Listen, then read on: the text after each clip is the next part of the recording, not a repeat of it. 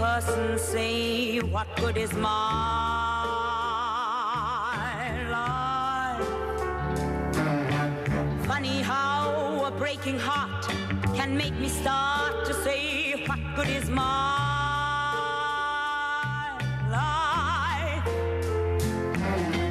Funny how I often seem to think I'll find another dream in my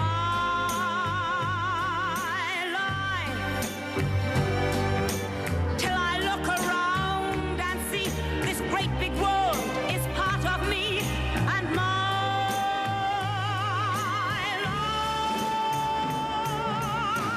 life. Ah, la vita, più bello della vita non c'è niente, e forse tanta gente non lo sa, non lo sa, non lo sa. Ah, la vita, che cosa di più vero esiste al mondo, e non ce ne accorgiamo quasi mai, quasi mai, quasi mai.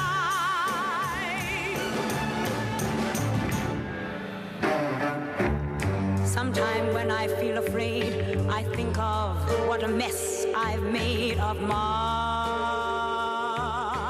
life,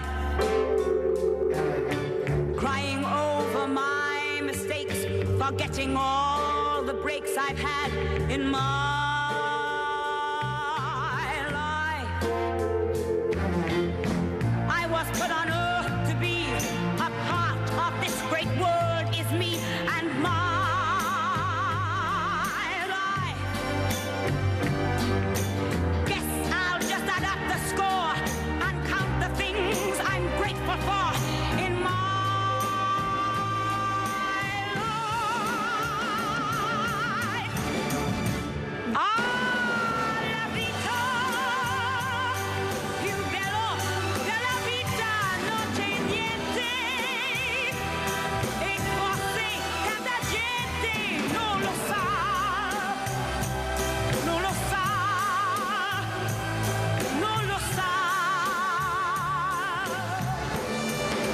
Ah, la vita, che cosa di più vero esiste al mondo, e non ce ne accorgiamo quasi mai, quasi mai, quasi mai. Ah, la vita, che cosa di più vero esiste al mondo, e non ce ne accorgiamo quasi mai, quasi mai, quasi mai. Allora, mi tolgo anche gli occhiali questa mattina per leggere bene, perché dovete conoscere e sapere, non c'era voto segreto, perciò è tutto ufficiale, è uscito sul giornale. Allora, leggiamo i nomi, i cognomi di quelli che hanno votato sì e quelli che hanno votato no, che sono i consiglieri regionali sul fine vita. Marco Andreoli, Lega, astenuto. Erika Baldì, Movimento 5 Stelle, ha votato sì. Fabiano Barbisan, Gruppo Misto, ha votato no. Roberto Bet, Lista Zaia, ha votato no. Anna Maria Bigon, del PD, si è astenuta. Simona Bisaglia, Lista Zaia, ha votato sì. Fabrizio Boron, Gruppo Misto, ha votato no. Alberto Bozza, Forza Italia, ha votato no. Sonia Brescancin, Lega, ha votato sì. Vanessa Camani, PD, ha votato sì. Elisa Cavinato, Lista Zaia, ha votato sì. Milena Cecchetto, Lega, ha votato sì. Giulio Centenaro, Lista Zaia, ha votato sì. Laura Cestari, Lega, ha votato sì. Silvia Cestaro, Lista Zaia, ha votato sì. Roberto Ciambetti, Lega, indeciso. Enrico Corsi, Lega, astenuto. Marco Dolfin, Lega, ha votato no. Marzio Favoro, Lega, ha votato indeciso. Nicola Finco, Lega, ha votato no. Gioia Formaggio, Fratelli d'Italia, ha votato no. Nazareno Gerolimetto, lista Zaia, ha votato sì. Stefano Giacomin, lista Zaia, indeciso.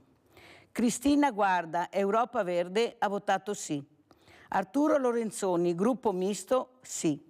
Chiara Luisetto, PD, sì. Silvia Maino, lista Zaia, no. Gabriele Micheletto, lista Zaia, sì. Jonathan Montanariello, PD, sì. Elena Ostanel, Veneto che vogliamo, sì. Giuseppe Pan, Lega, no. Luca Pavanetto, Fratelli d'Italia, no. Thomas Piccinini, Fratelli d'Italia, no. Daniele Polato, Fratelli d'Italia, no. Giampiero Possamai, Lega, sì. Giovanni Pupato, Lega, indeciso. Tommaso Razzolini, Fratelli d'Italia, no. Filippo Rigo, Lega, no. Silvia Rizzotto, lista Zaia, sì. Luciano Sandonà, lista Zaia, no. Francesca Scatto, lista Zaia, sì. Enoch Soranzo, Fratelli d'Italia, no. Alessandra Sponda, lista Zaia, astenuta. Stefano Valdegambari, gruppo misto, no. Elisa Venturini, Forza Italia, no.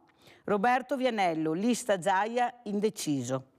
Alberto Villanova, Lega, sì. Luca Zaia, Lega, sì. Andrea Zanoni, PD, sì. Marco Zecchinato, Lega, sì. Francesca Zotti, PD, sì. Questi sono i voti e come hanno votato. Un grande abbraccio a Stefano Geller di questa battaglia che ha cercato di combattere fino alla fine. Non sta bene, anzi direi proprio non sta per niente bene. Io vorrei che quelle persone che hanno votato no, almeno una settimana, nelle condizioni di Stefano Geller, vivessero, non tanto, una settimana, con questo uomo che sta cercando in tutte le maniere di far capire che non ce la fa più, che ha diritto di decidere della sua vita perché è la sua vita. Chi sono quei piccoli uomini che decidono della mia vita solo perché politicamente si sentono forti? Ma chi sono rispetto alla mia persona e alla mia vita? Queste piccole persone che magari non hanno mai neanche visto cosa vuol dire un terminale, cosa vuol dire avere dei dolori lacinanti o avere la SLA, come ho spiegato ieri, che tu sei perfettamente cosciente e il tuo corpo è dentro una bara. Io li ho intervistati, ve li ho fatti vedere anni fa, che dicevano non vedo l'ora di finirla, non ce la faccio più a vivere così, ma questo è vivere.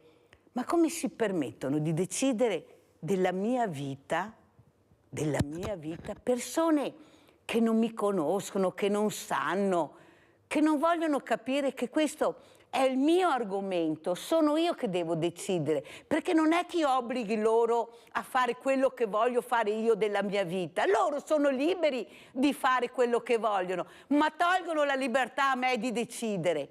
Questo è il grande problema per una mera politica che veramente mi domando dove dovremmo arrivare. Allora se ho soldi, 10.000 euro, posso andare tranquillamente in Svizzera e decidere di farla finita, perché veramente uno che pensa questo e decide questo vuol dire che veramente la sua vita non ha più senso, è troppa sofferenza, come ha spiegato Stefano Geller, che ha detto ai vescovi: venite a casa mia, venite a vedere cos'è la mia vita.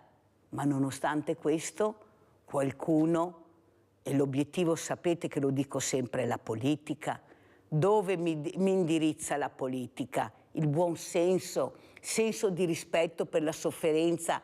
Ne parleremo alla prossima legislatura, perfetto? E quelle persone che sono in ospedale o a casa, in uno stato pietoso, che non hanno i soldi per dire basta, che stanno soffrendo in maniera incredibile, cure palliative cosa sono rispetto a quello che voglio io? Ne parlerò questa mattina con due graditi ospiti. Abbiamo in presenza Renato Boraso, assessore a Venezia, con deleghe a tantissime cose che poi ne parleremo, ma anche come uomo. Io voglio anche l'uomo, il padre, il nonno da poco, ecco, a dire la sua. E poi vorrei sentire anche Davide Bortolato, sindaco di Mogliano Veneto, primo mandato, anche lui centrodestra. Buongiorno sindaco. Sono temi scottanti, però la vita è scottante, sono decisioni che veramente fanno inorridire chi sta soffrendo. Io li ho avuti questi ospiti, io sono andata a casa loro a intervistare i malati di SLA, l'ultimo messaggio che hanno voluto lasciare alle loro famiglie. Ecco, è questo che non riesco a capire stamattina. Ho fatto i nomi, i cognomi, perché è giusto, quale voto segreto? Io devo sapere cosa hanno votato le persone. Prego, Boraso. Sì, un tema, ovviamente hai ragione Mirella, molto delicato. Intanto buon anno a tutti, nel senso che Grazie. siamo ancora all'inizio del 2024, ma è un tema delicatissimo su cui il rispetto della persona è un elemento principale.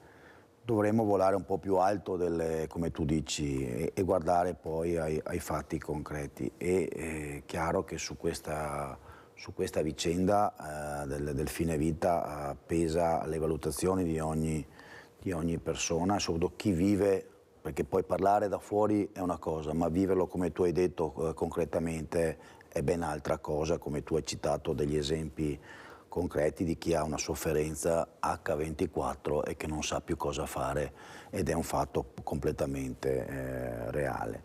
E portare l'attenzione fai bene dicendo semplicemente la verità, perché tu stai dicendo semplicemente la verità, dopo ognuno si faccia le proprie idee e le proprie valutazioni, ovviamente hai perfettamente ragione.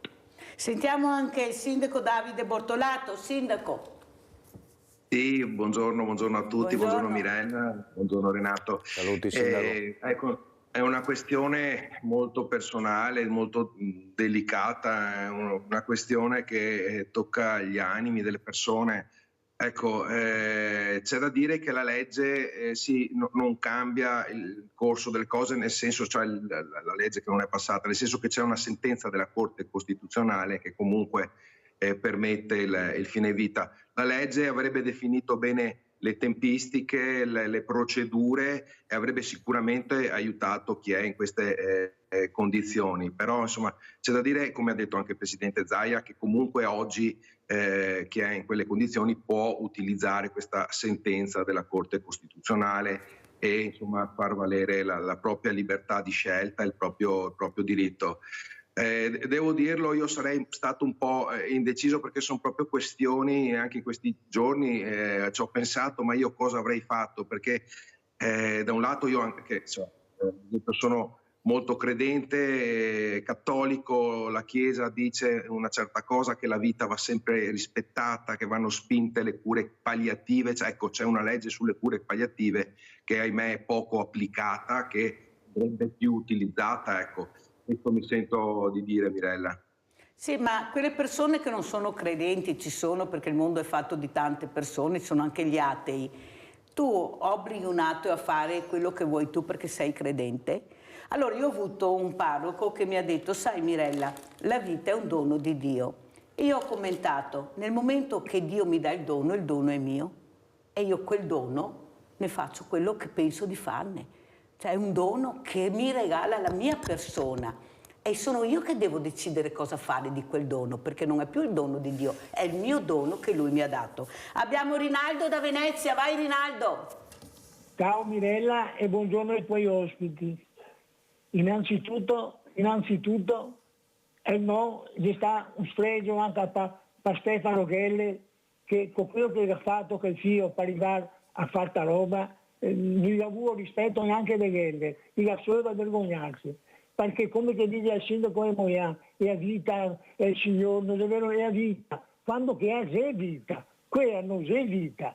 Quello che dice Ghelle e tante altre persone che sei in terminale, che ha chi può poter fare, quello non si vive. Si vive uno che può andare dove il ballon, che va a spasso, per fare una camminata, ma quello vestirà solo di un fratello che ha appena fatto un mitus, non parla, non si muove in carrozzera. E ora, è la vita che ha. Dobbiamo da mettersi anche nei panni di queste persone. E soprattutto, siccome che la vita è sua, è giusto che ora tu la decisione che ritieni. Non penso che uno che sta bene e va in cerca di occuparsi in che maniera. Sai cosa che vuol dire vivere su una carrozzera, senza capire, senza bisognava di cosa, a parte quello. E io non vedo quella testa come che succede a sto mio fratello. E ora, Tutti quanti soffriamo, vedo, è meglio che sia torna fuori, perché così, va bene, i suoi parenti sta più tranquilli, va bene, e io anche, perché non c'è un Dio vivo, c'è Dio vegetale. Allora, questi problemi, se vai a chi, che ai suoi cari, a io personalmente, se la decide io, uno che già, uno che va a provare a vivere, sta bene, tutto sul momento che ha proprio di malattia, che diventa, allora Stefano, in che stati così, non è giusto neanche nei confronti di chi ha queste malattie. E allora bisogna che si vergogna, perché le istituzioni non possono a dirne a me quando che go da morire.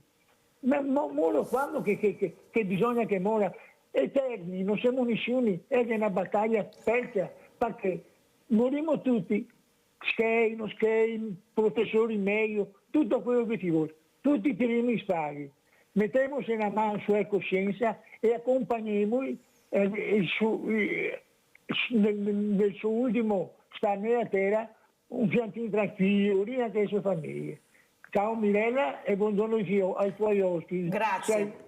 Grazie Rinaldo, anche perché le interviste che abbiamo fatto nei telegiornali abbiamo fatto vedere, ecco, tutti gli intervistati sono stati molto chiari, erano tutti favorevoli, a parte una che giustamente, come il sindaco Davide Bortolato ha detto, io sono cattolica cristiana, perciò dopo di questa vita ce n'è un'altra, ma come giustamente ha fatto notare qualcun altro, io che sono ateo, ecco, non ci credo, perciò tu lasciami decidere quello che voglio io, perché la mia vita e sono le mie sofferenze. Prego Boraso. No, ringrazio Rinaldo, perché Rinaldo ha messo l'accento su un tema, cioè ci sono patologie che rendono la vita non vita.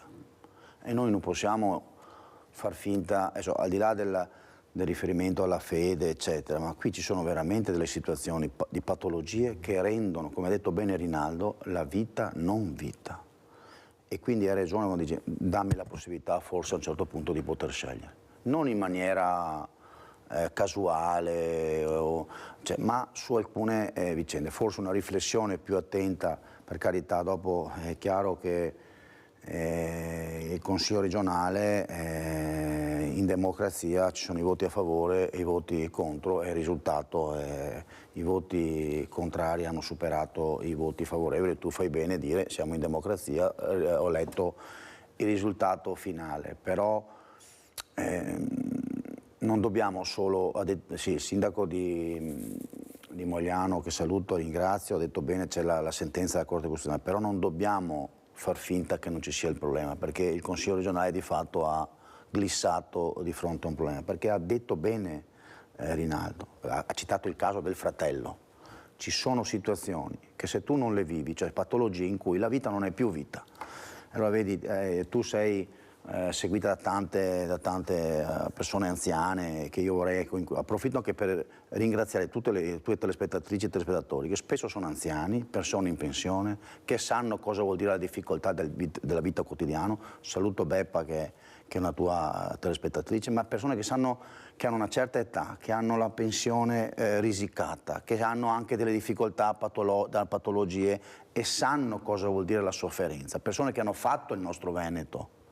A volte ci dimentichiamo di queste persone che l'hanno costruito il nostro paese, il nostro Veneto, e che con grande difficoltà conducono la loro giornata e sanno cosa vuol dire la sofferenza. Rinaldo ti ha detto, ho mio fratello in queste condizioni, è vita. Abbiamo Adriana da Crocetta, vai Adriana. Buongiorno a tutti, io vorrei dire una cosa, che quando si nascondono dietro la credenza, io sono cattolico, non mi piace proprio per niente, perché insomma è una decisione che può prendere anche uno che non è cattolico. Comunque volevo chiederti Mirella, se tutti quei nomi che hai fatto, che sono tutti in regione, sono dipendenti sì, consiglieri della regione? regionali, assessori consiglieri regionali, sì sì. Tutta quella gente là, e dopo si nascondono e non hanno la sicurezza, l'astensione non va bene, si deve votare sì o no? No, l'astensione, che stiano a casa è meglio così. Grazie, scusa. Adriana, spiego anche bene che l'astensione ecco, è il no, è come votassi no, perciò è questo che hai fatto, perché questo è quello che è previsto, e anche l'indeciso è no, perciò non si riesce a capire perché non hanno coraggio di fare il no o il sì, visto che abbiamo, ma indeciso sulla mia vita, ti astieni sulla mia vita in un momento dove io dovrei sapere cosa ne pensi, visto che sei stato anche delegato a fare questo. Detto questo, però, Sindaco Bortolato, quello che impressiona sono i giovani. Io ieri ne ho incontrati parecchi, oggi invece incontrerò i diversamente giovani perché ho il banco alimentare aperto e voglio capire cosa ne pensa il popolo, perché era una proposta a voto veramente popolare, la prima volta che succedeva in Italia, 9.000 firme, questo popolo che non è ascoltato, questo popolo che avrebbe anche voglia di esprimersi. Allora ci tolgono il referendum sul fine vita, però ci mettono le trivelle, che non capiamo un fico secco, e dobbiamo andare a votare le trivelle. Ma Sindaco, ma le sembra una cosa normale? Ma vivono in mezzo alla gente queste persone? Oppure dove vivono? Parliamo di autonomia, allora non parliamo del fine vita. 2278 giorni. Sembra che domani arrivi l'autonomia con Calderoli. Cioè che passerà 5 anni se arriva l'autonomia, se arriva e quali cioè non le sembra che siamo in stato confusionale, non ne possiamo più noi, che poi siamo noi che paghiamo, noi che subiamo, noi che sopportiamo, noi che sfortunatamente deleghiamo perché non possiamo fare altro, hanno tolto anche le preferenze a un certo punto anche in comune, perché noi vediamo dei sindaci poi che prendono assessori che non sono neppure votati, quello che ha 400 voti a sta casa e fa il consigliere, diventa assessore, uno non te conosci. Allora, Sindaco, lei che siete quelli che vi confrontate con il popolo, come Boraso, quello che bussa alle porte, quello che ha bisogno di risposte, cosa dice? Se ho soldi ce la faccio, vado in Svizzera, se non ho soldi moro con sofferenze atroci, anche se non vorrei. Prego.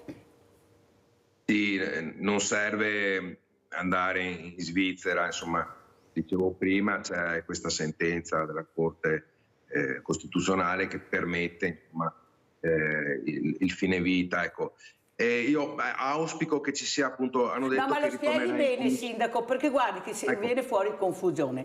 Cioè, lei ha detto benissimo i termini che sono importanti. C'è questa possibilità, ma non ci sono i termini, Sindaco, bisogna spiegarla bene, perché non ce lo sembra che se anche non è passato questo, io domani decido di morire e posso farlo. Non è così, spieghiamolo bene, Sindaco, visto che lei, ecco, sa anche spiegare bene le cose. Prego.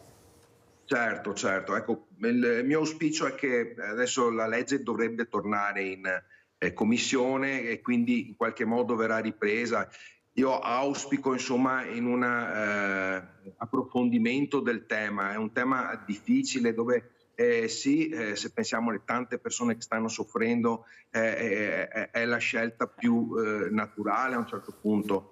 Però ecco, è un tema particolare che può prendere altre sponde, altre derive. Ecco, un approfondimento ci sta cambiando anche la mentalità di tante persone. Appunto, come diceva lei, se sentiamo il popolo, ahimè, sì, la maggioranza sta andando in quella direzione, quindi è favorevole a una legge di questo tipo. Quello che dico io, non facciamo le cose in fretta, nel senso che sono temi veramente difficili, particolari, delicati, dove una deriva può portare ahimè, a mali interpretazioni anche della volontà dei singoli, insomma, delle persone. Quindi anche la Chiesa su questo pian piano sta cambiando, no? Ha cambiato idea su tante posizioni, quindi sì, la libertà è corretta, è giusta. Anche il Presidente Draghi ha detto: io voglio, se mi succedesse, voglio poter essere libero di decidere, ok? Però non sono cose semplici, quindi la vita va trattata e le norme che regolano la vita delle persone vanno fatte in maniera ponderata. E quindi meditata, ecco, questo voglio dire. Forse è quello che ha capito più di tutti, che è il popolo che vota, e che forse ogni tanto sarebbe utile anche ascoltare questo popolo che vota e che ha fiducia. Abbiamo Graziella da Mestre, vai Graziella. Ciao Mirella e buongiorno ai suoi ospiti. Più che altro dei no, che mi dispiace molto. L'indeciso vuol dire no, è inutile che dica indeciso o si astiene, sempre no è. L'importante è che io dico una cosa, tu sai la mia storia, che è uguale a quella della Iole, che abbiamo i ragazzi così in coma vigile, però insomma dai, siamo qua. Quello che mi dispiace è di aver sentito Finco che ha detto che bisogna migliorare le prestazioni, ma stiamo scherzando? Cure palliative. Pensate che nel 2003, quando che Davide ha avuto l'incidente, sono ancora che aspetto l'assessore allora Caccia per venire a vedere le scale da mettermi sulla sedia. Ma ti rendi conto? E dopo sono andato in Slovacchia, perché là hanno fatto delle cure veramente strepitose. Sono andato in via Cappuccina per avere il rimborso e mi hanno risposto perché fa sorridere, è il Trentino e a Sicilia che non pagavano nulla, soltanto le spese del viaggio e basta, ma le spese mediche sono tutte quante a carico dello Stato. Perché mi hanno risposto? Perché signora è stato, come si dice, è statuto speciale.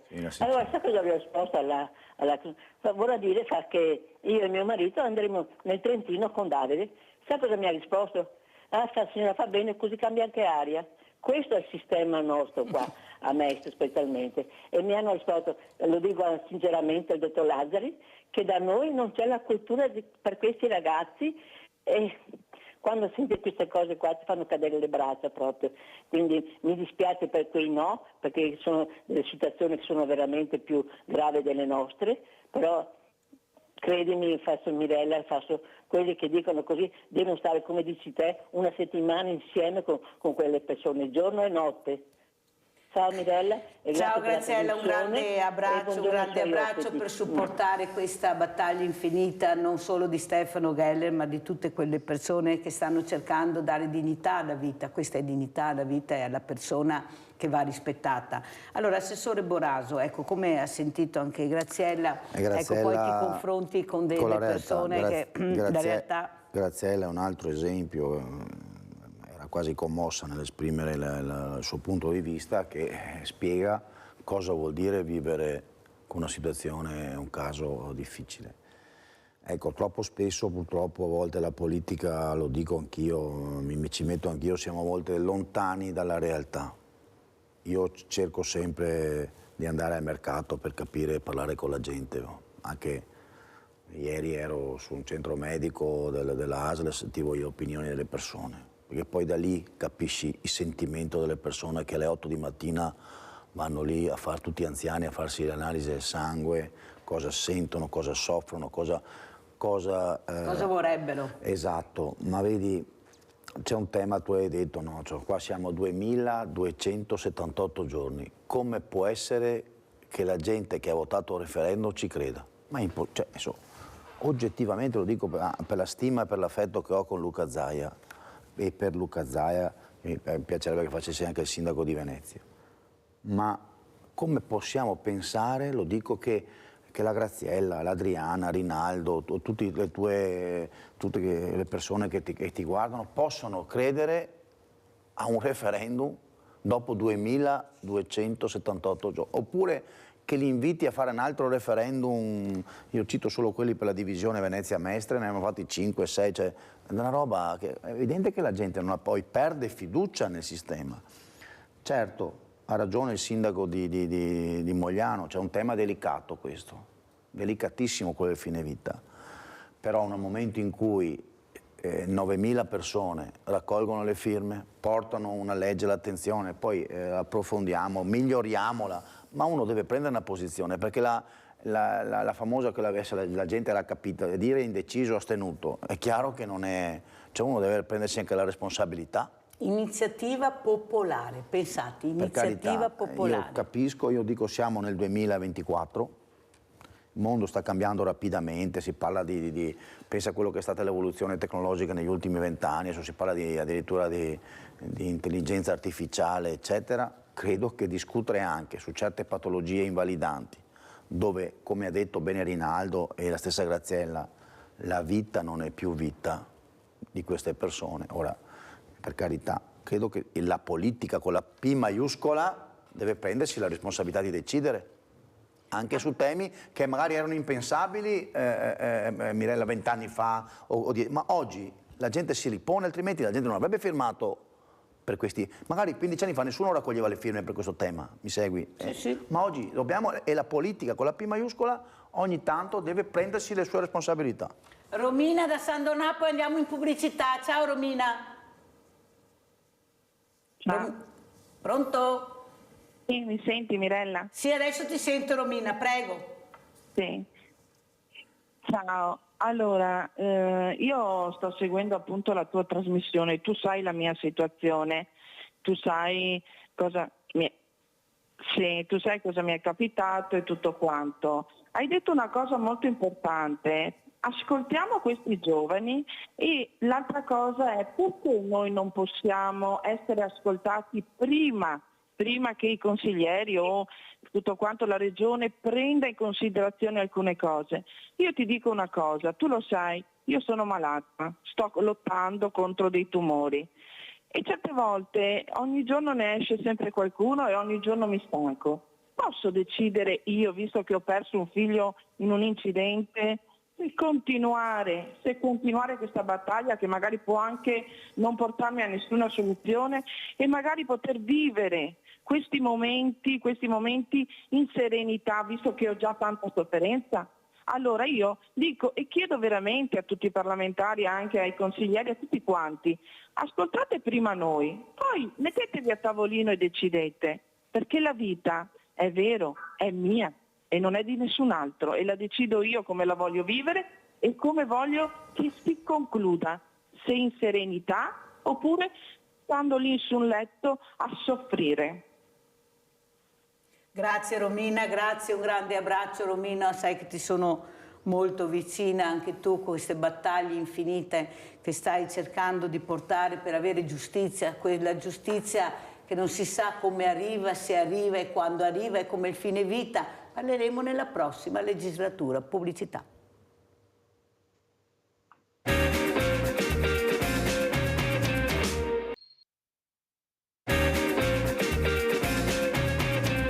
Prima di dare la parola ai nostri ospiti abbiamo Gianfranco Valeri da Cessalto. Ciao Gianfranco. Sì, buongiorno signora Mirella. Buongiorno. Buongiorno assessore e buongiorno signor sindaco. Buongiorno. Mi rivolgo proprio a voi e volevo farvi presente, e voi lo sapete meglio di me, perché non si parla sempre di tutti i comuni, si parla sempre di opere nuove, però le manutenzioni vengono trascurate. Io non sento mai, hanno fatto anche questo PNRR che arriverà soldi dappertutto e invece vedrà dove andranno i soldi. Nelle manutenzioni lei fa qualsiasi strada di qualsiasi comune sono un disastro praticamente sia sulla segnaletica orizzontale sia verticale. Non ne parliamo poi che il governo precedente si sono inventati i centri edilizi che hanno messo a posto le case edilizie e lei se passa in tutti i comuni ci sono case popolari fatiscenti che cadono. Scuole non messe a posto, palestre, secondo me lo Stato non è che ci racconta quello che vuole, lo Stato è come una famiglia, bisogna vedere dove lo mettono i soldi e noi secondo me gli ultimi 20 anni qua lo guardiamo più la classe politica legittimante che sa dove spendere i soldi. E guardi, poi lei signor sindaco, guardi, non c'è nessuna amministrazione, proprio dico nessuna, che ci tiene alle manutenzioni. Sa perché? Perché non sono opere fatte da altri e allora là no, è meglio fare questo. Oppure le pugnature perché vanno sottoterra e neanche queste non si parla mai niente, non si parla mai niente. Ecco, secondo me bisogna puntare anche sulle manutenzioni. Guardi, se fa una statistica nella provincia di Treviso quante case sono chiuse, non finire, magari l'ho già raccontato un'altra volta, qui vicino a me c'è un ragazzo che ha comprato la casa, ha dovuto farsi il mutuo per 25 anni per pagare la casa, il papà l'ha messa a posto gratis e ha i soldi, ecco, volevo solo questo, e questa è la classe politica. Buongiorno, grazie e buon lavoro. Grazie Gianfranco, prego sindaco. Sì, ha ragione il signore, nel senso che purtroppo, ahimè, tante volte le amministrazioni trascurano la manutenzione ordinaria Io ho puntato molto su questo, addirittura ho dato anche una delega speciale a un consigliere comunale e adesso abbiamo tanti fondi PNRR, quelli servono per fare le grandi opere, i fondi del bilancio nostro comunale noi li stiamo dirottando proprio sulle manutenzioni ordinarie.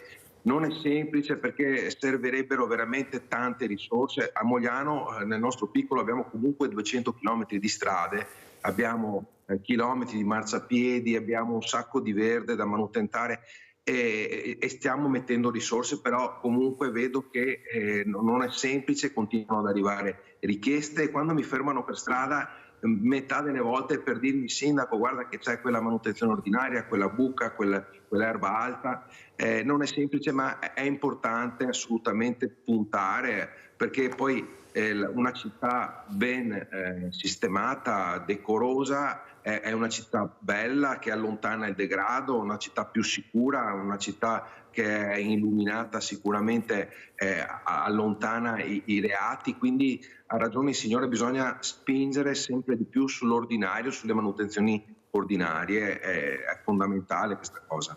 Assessore Boraso, si parlava prima io e lei fuori onda delle residenze per anziani, ecco, se anche ci sono non abbiamo gli OS, non abbiamo gli infermieri, non abbiamo medici, ma non abbiamo anche le residenze, non riusciamo a costruirne di nuove o rimaniamo a metà. Cosa ci racconta? Come va? È un problema che è molto grave, molto serio, perché ti invito, tu che sei molto sensibile su questo tema del sociale, a veramente fare un approfondimento proprio anche sui referenti regionali, perché le poche strutture che abbiamo in Veneto sono in gravi difficoltà finanziarie, non si può certamente scaricare sui nostri anziani e le famiglie rette insostenibili sotto il profilo economico-finanziario e poi si sta verificando che quelle poche che sono in corso di costruzione, i cantieri vengono sospesi perché non arrivano finanziamenti, cioè è veramente una situazione molto molto seria.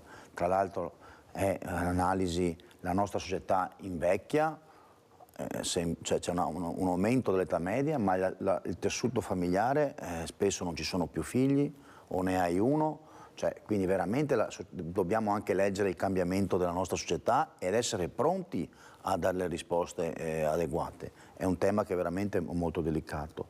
Sulla cosa che diceva l'amico di Cessalto, Gianfranco, l'ha detto bene il sindaco di Mogliano.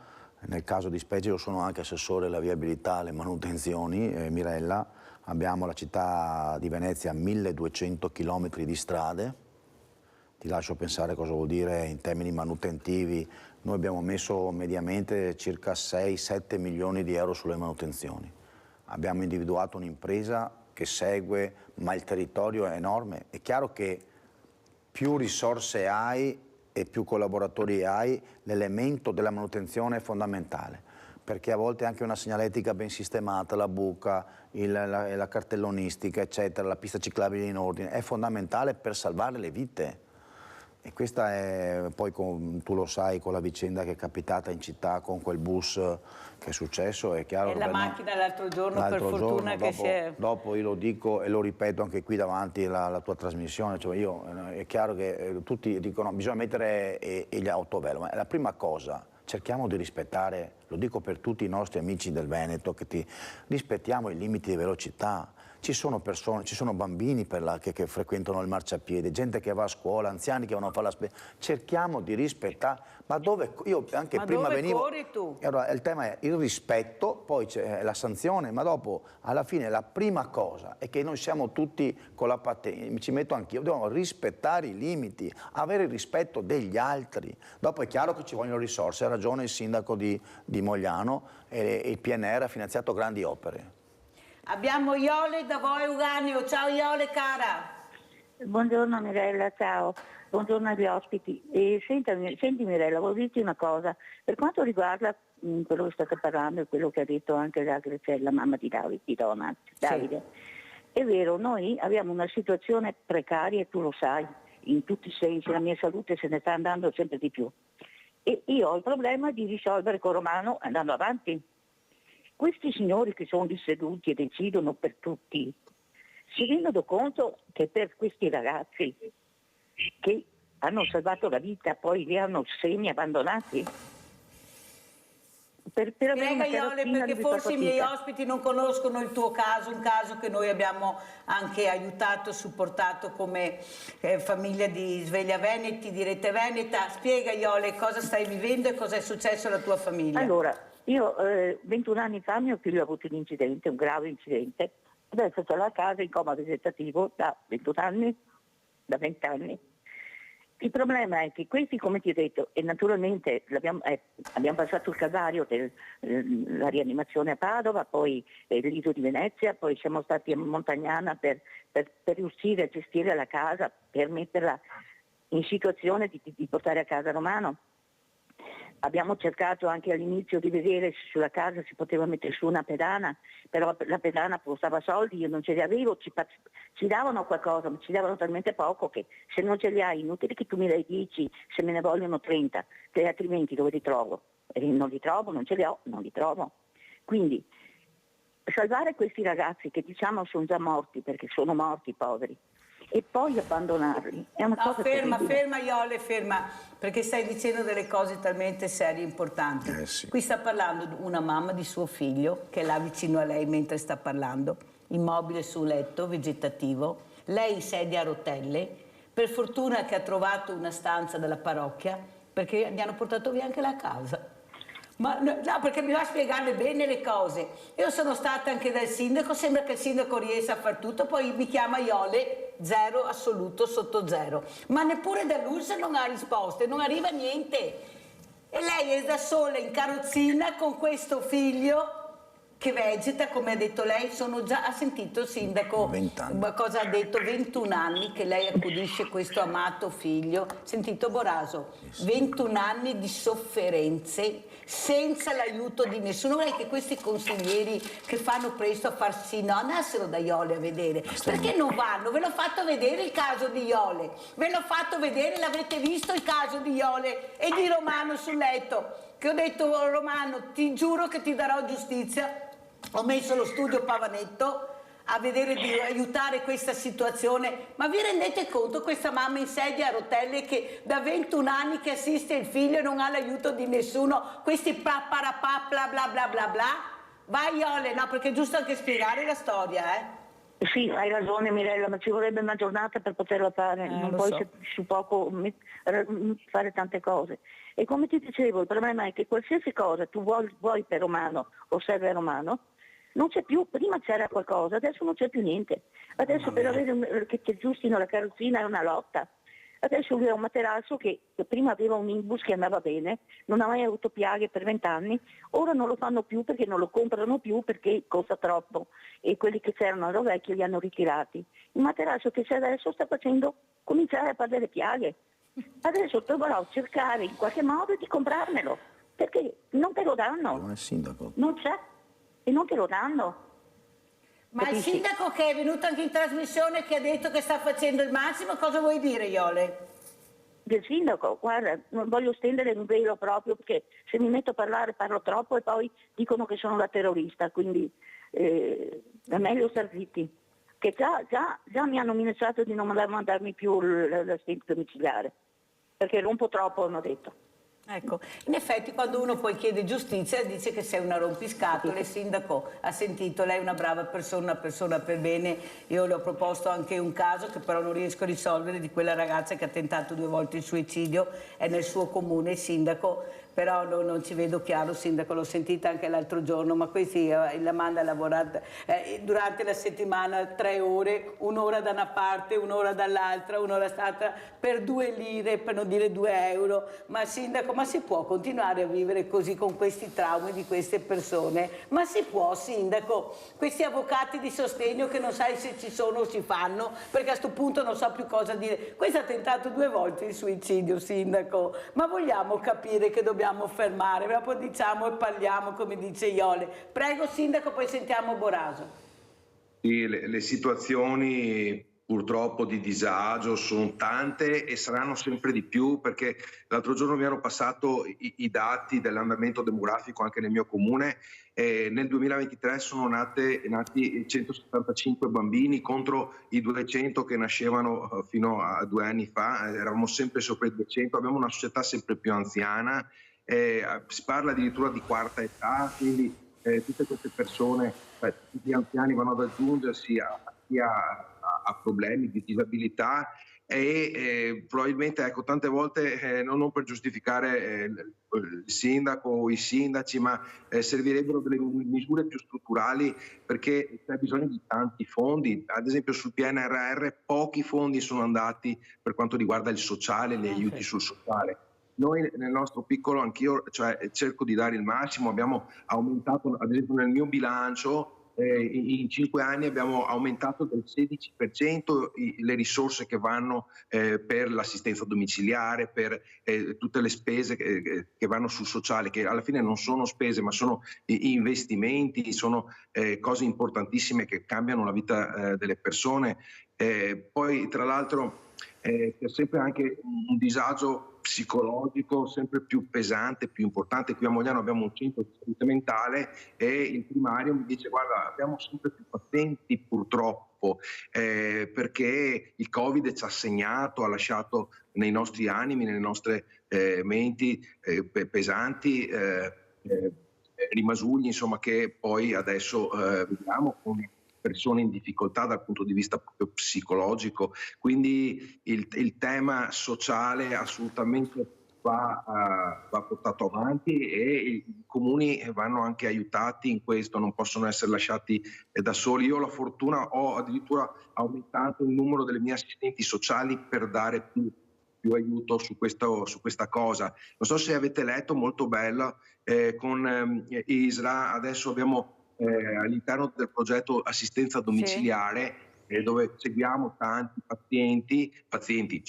cittadini, insomma, in difficoltà, abbiamo inserito delle nuove tecnologie che permettono di migliorare la qualità della vita di queste persone. Però si ricordi della persona che è nel suo comune, il sindaco, che ci tengo tantissimo, è una ragazza che ha veramente bisogno di aiuto psicologico, perciò si ricordi di questo nome e cognome. Allora Boraso, lei diceva, ma il sindaco, cioè questo materasso, a parte Ioli che ci siamo, sì, non ti preoccupare, adesso mi informo, ma sai che ci siamo, te lo prendiamo noi casomai il materasso, ma voglio vedere se veramente non c'è sto materasso. Sì, assessore, lei. Mi colpisce perché deve essere ospite di una parrocchia una situazione del genere. Io adesso non conosco Romina di prima di San Donà e la Iole, io con grande affetto dico di tenere duro e sarà, guarda, adesso poi... 21 anni che tiene duro sì, a Iole. Però ne parlerò anche al sindaco Luigi Brugnaro che ha dei riferimenti, vedi, sul sociale noi abbiamo, il sindaco Brugnaro ha lasciato i fondi inalterati proprio perché le situazioni sociali stanno aumentando.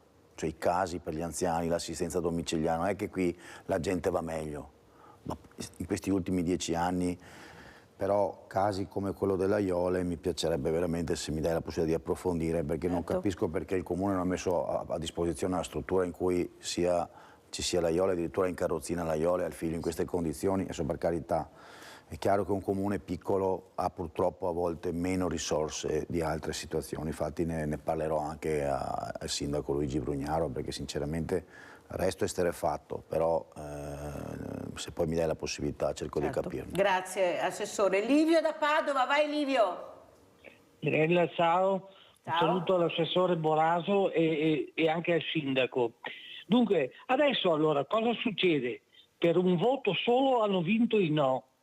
E adesso una persona che soffre e che vuole veramente l'eutanasia, cosa succede? Continuano ad alimentarlo oppure c'è qualche scappatoia per cui possono mettere fine alla vita, ecco, di questa persona? Grazie, vi saluto. Grazie Livio, ecco, come vedete, come sentite, le idee non sono chiare, perché veramente il no è astenuto, è indeciso. Diciamo che intanto la legge torna in commissione. Prego. La legge torna in commissione, l'ha detto bene anche il sindaco di Mogliano. Auspichiamo, insomma, perché qui non è che ci sono stati 20 sì e 10 no, qui per un voto sì, è caduto il pero. Però credo che se la sensibilità di Luca Zaia, che è importante, e anche di gran parte dei consiglieri, perché di fatto era spaccato il consiglio, come ha detto bene il sindaco di Mogliano, il provvedimento tornerà in commissione. Ci auguriamo che rivalutando, controllando, poi si arrivi a un obiettivo che è quello di avere una legge che tra l'altro, come tu hai ben detto, 9.000 persone comunque hanno depositato le proprie firme, hanno messo la loro faccia come Però cittadini. lei sa che purtroppo ci sono delle regole di tempi che veramente, infatti l'hanno detto ieri sera, se ne riparlerà la prossima legislatura, perché funzionerà così, vedrete. Sindaco, Speriamo come di no. commenta? Sì, io sono ottimista, nel senso, l'ho detto prima, un po' di tempo in più su decisioni così importanti, prendiamocelo, ecco. Sì, sono tante le persone che nel frattempo stanno soffrendo, però non vorrei che poi la legge facesse soffrire altre persone o creasse dei fraintendimenti, ecco, e dei secondi fini, ecco. Quindi insomma, sono ottimista e chissà che torni in commissione e che se ne parli, ma secondo me queste cose poi devono entrare anche nei programmi elettorali, nei programmi dei partiti, bisogna trovare una quadra e la politica deve avere le idee chiare anche su questo. Abbiamo visto tanti partiti, anche gli stessi uomini di Zaia, che si sono spaccati sull'argomento, insomma, secondo me, ecco, auspico che alla fine vinca il buon senso e comunque che venga fatta salva la libertà di scelta, la libertà delle persone di scegliere. Però, Assessore Boraso, sia Graziella che Iole hanno fatto capire molto bene com'è la situazione attuale. Manca tutto, non abbiamo neanche più quello che avevamo prima. Allora intanto dicono aspetta che ci mettiamo d'accordo, che approfondiamo bene la storia, ma intanto ti lascio anche senza quei servizi e quelle attrezzature che dovrebbero essere obbligatorie per queste persone. Alla Graziella c'è stata quella risposta, sa, lei non è residente in Sicilia o in Trentino, non le possiamo rimborsare, cioè sono risposte che poi a chi ha veramente bisogno, veramente pesano anche sentirle qui in diretta. Mirella, te lo dico in maniera, per quello voglio poi approfondire alcune cose se mi autorizzi, eccetera, perché ovviamente si entra nella sfera del personale e del capire, perché veramente a certe risposte resti esterrefatto. Che ci sia un parroco che ospita un caso, cioè 2 casi sociali difficili, 21 anni del figlio, lei che è in carrozzina, per carità, io non dico, però almeno prendere in considerazione vera e trovare delle risposte vere. Poi se non hai le risorse, magari chiami la regione o chiami la provincia e magari cerchi di fare un progetto per quella famiglia. Perché per carità, con tutto il bene che vogliamo, è sociale, tu fai tanta attività, ma insomma se c'è un comune deve anche cercare di trovare le soluzioni. Ma solo il comune, c'è anche l'ASL, perché io ho avuto il responsabile dei medici di famiglia che dice che Romano ha diritto e ci sono a delle cure che dovrebbero arrivare a casa, ma non arrivano. Allora c'è il solito Cerino Boraso che passa. Come i referendum, gira sempre e poi Iole si scotta perché non si arriva nessuno. Ma in carrozzina la Iole, capisci? In carrozzina la Iole. Abbiamo Bruna da Conegliano. Ciao Bruna. Sì, buongiorno. Buongiorno anche al signor Boraso. Buongiorno. Buongiorno a lei, signore. Allora Mirella, io gli volevo dire, ma perché si intromette anche a queste persone, come deve morire una persona? Ma se io voglio morire perché sono stufa di tribulare, sono malata, tanto non ho più problemi, non ho il sistema di farmi guarire, io mi faccio morire. Sono contenta, ma perché si intramettono su queste cose? Con tutti i problemi che ci sono in Italia, più importanti. La gente muore quando vuole e come fanno in Svizzera. Ma non hanno ancora capito sti politici italiani. Ogni mattina come si alzano ne inventano una. Basta, bisogna mandarli a casa. I politici italiani, perché sono incompetenti di qualunque partito che siano. Basta! Ne hanno già fatto morire tante persone col Covid, ma non sono ancora stufi? Lasciate morire le persone come vogliono. Grazie Anche Bruna, questo devo chiudere vogliono. perché ho forato, devono ancora salutare gli ospiti. Avete sentito le telefonate che devono far riflettere la politica, anzi i politici anche del territorio. Forse qualcuno sta facendo un autogol che non ha idea, ecco, avrebbe mai immaginato, autogol in pieno, perché il popolo è un'altra cosa, il buon senso del popolo, il rispetto della persona, ma io non ti privo della tua libertà, ma tu non puoi privarmi della mia libertà. Sindaco, come ci saluta? Vi saluto, ecco, in questo nel aiuto al sociale, a tutte le persone che hanno bisogno, l'autonomia sicuramente può aiutarci e l'auspicio è che vada avanti. Adesso se dicono che entro giovedì insomma avremo già una votazione, e quindi l'auspicio è che l'autonomia arrivi e che il Veneto finalmente sia una regione autonoma, ecco. Quindi un saluto a tutti quanti, grazie Mirella dell'invito. Grazie Sindaco Bortolato, per fortuna che ha messo davanti l'auspicio, perché c'è l'auspicio.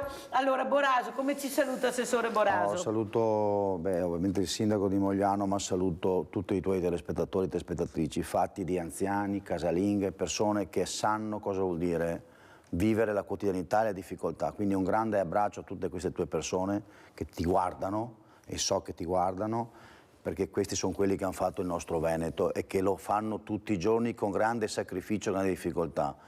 Noi nel piccolo a Venezia, nella nostra amministrazione, cerca di fare il meglio con il sindaco Luigi Brugnaro, però non è facile, ma io vorrei solo ringraziare chi ti guarda quotidianamente, perché sanno quanta è la fatica, e oggi nelle telefonate si è sentito in maniera vera e sincera la fatica del vivere quotidiano. Senta Assessore, io non posso non farle questa domanda, è l'ultima domanda, poi la saluto, per arrivare a Venezia, perché anche qua è una confusione terribile, sì. Bisogna accreditarsi, sentite cosa dice invece l'assessore Boraso, visto che fra poco forse arriverà il carnevale, staccheremo un po' la spina. A partire da aprile, quindi il carnevale comunque, avremo alcuni weekend fino a luglio, in cui i residenti non della città di Venezia, non del Veneto, dovranno accreditarsi comunicando, per evitare che in questi weekend un po' delicati di San Marco, eccetera, tentiamo di capire quante persone arrivano a Venezia per consentire a chi abita di avere una vita più serena,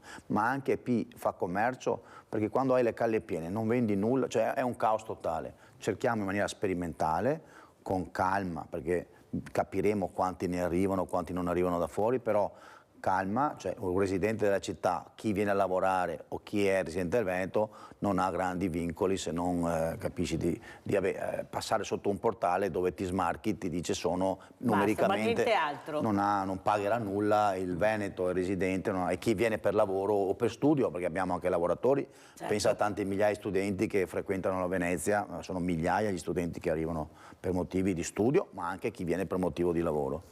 Grazie all'assessore veramente Renato Boraso, è stato con noi, di aver spiegato anche l'importanza anche di capire, di conoscere, perché qua se non viene abbiamo confusione, però è stato molto chiaro. Grazie, ne parleremo ancora, grazie anche a Davide Bortolato, sindaco di Mogliano Veneto. Pubblicità.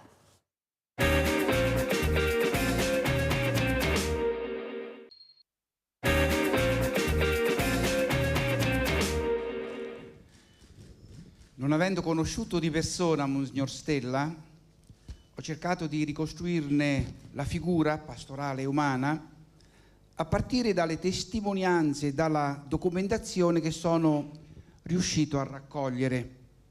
Pertanto il profilo di Monsignor Stella che mi sono impegnato a tratteggiare rappresenta un tentativo di ricostruzione storica mirata a favorire la conoscenza di un vescovo che ha esemplarmente servito l'Arcidiocesi di L'Aquila per quasi 23 anni. La distanza temporale non ne annebbia i lineamenti apostolici e relazionali, ma li rende visibili nella loro interezza e articolazione. Infatti, gli aspetti connotati da evidenze marcate mettono in risalto, con forza evocativa, il magistero e le opere di questo edificante pastore.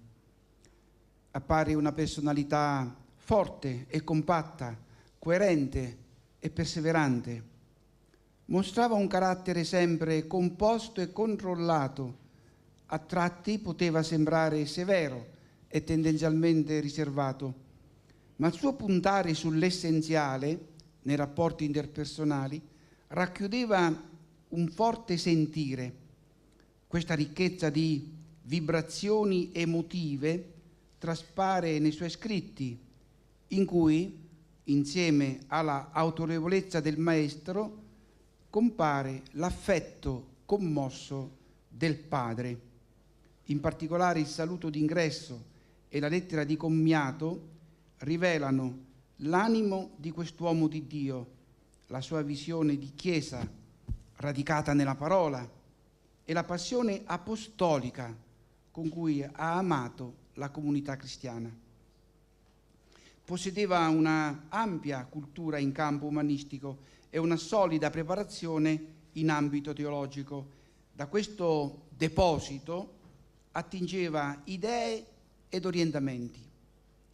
Nella valutazione delle situazioni con le quali era chiamato a confrontarsi, partiva sempre da una prospettiva cristocentrica, dimostrando determinazione nel mettere in cantiere le scelte conseguenti. Collegava l'esame critico dei problemi con la elaborazione ragionata di quadri di intervento prospettici. Insieme al già fatto indicava autorevolmente il da fare. Essendo lineare nel pensiero e nella prassi, per capire cosa ha compiuto bisogna partire da ciò che ha dichiarato.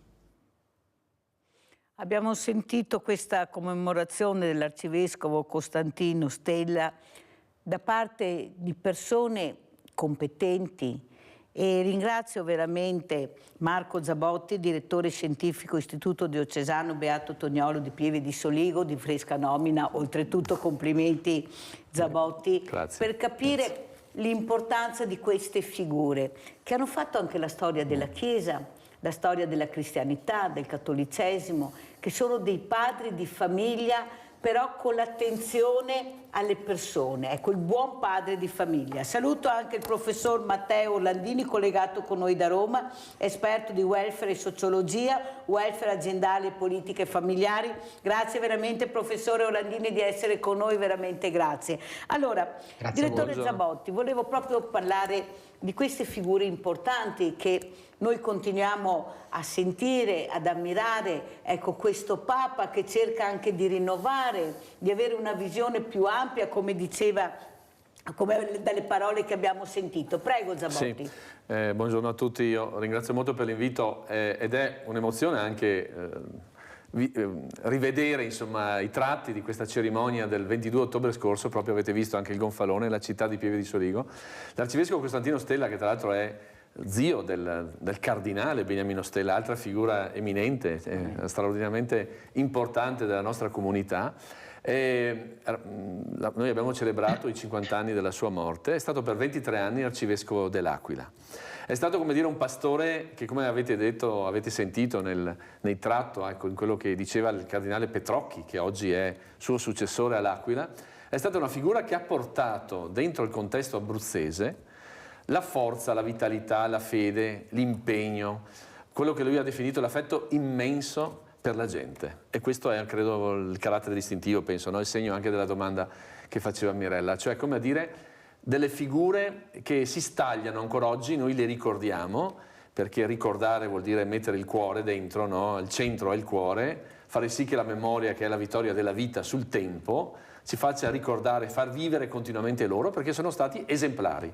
Hanno un messaggio che ci dice ancora tante cose importanti sul senso della vita, e se consentite è una comunità come quella di Pieve di Soligo, sulla quale noi ormai da anni stiamo lavorando sul tema delle vite illustri. Perché? Perché sono figure, da Toniolo ai Balbi Valier, da Toti Dal Monte a Don Mario Gerlin, da Elisabetta Careni a Andrea Zanzotto, sono figure che sono tutte espressioni della nostra comunità, ma che hanno un respiro, una capacità di messaggio a livello nazionale e internazionale. E su questo noi giochiamo il senso di una memoria feconda, cioè persone che oggi che ancora oggi danno un insegnamento di grande attualità, di straordinaria vitalità per noi. Sentiamo anche come commenta il professor Matteo Orlandini. Prego, professore.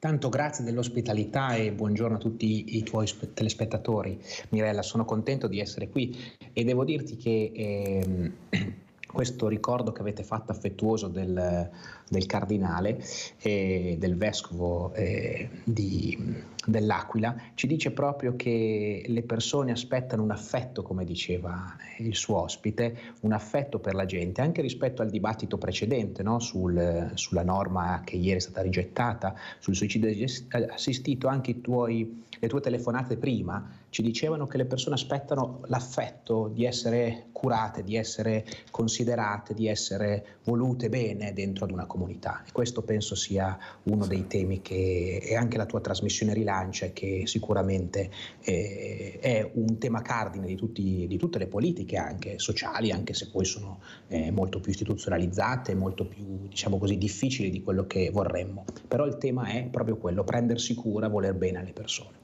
Allora, professor Orlandini, intanto la ringrazio per aver ascoltato il popolo. Il popolo è quello che soffre, la maggioranza è quello che chiede delle risposte anche immediate a della vita, a una vita che delle volte io oggi il banco alimentare è aperto, professore, ogni mercoledì cerchiamo di accogliere queste persone in grande difficoltà.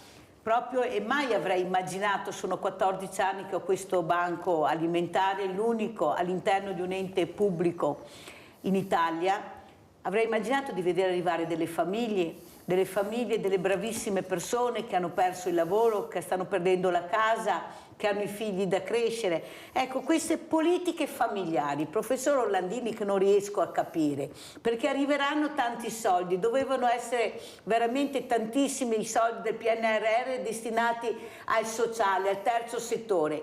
Ma che fine ne ho fatto? Dove sono andati a parare?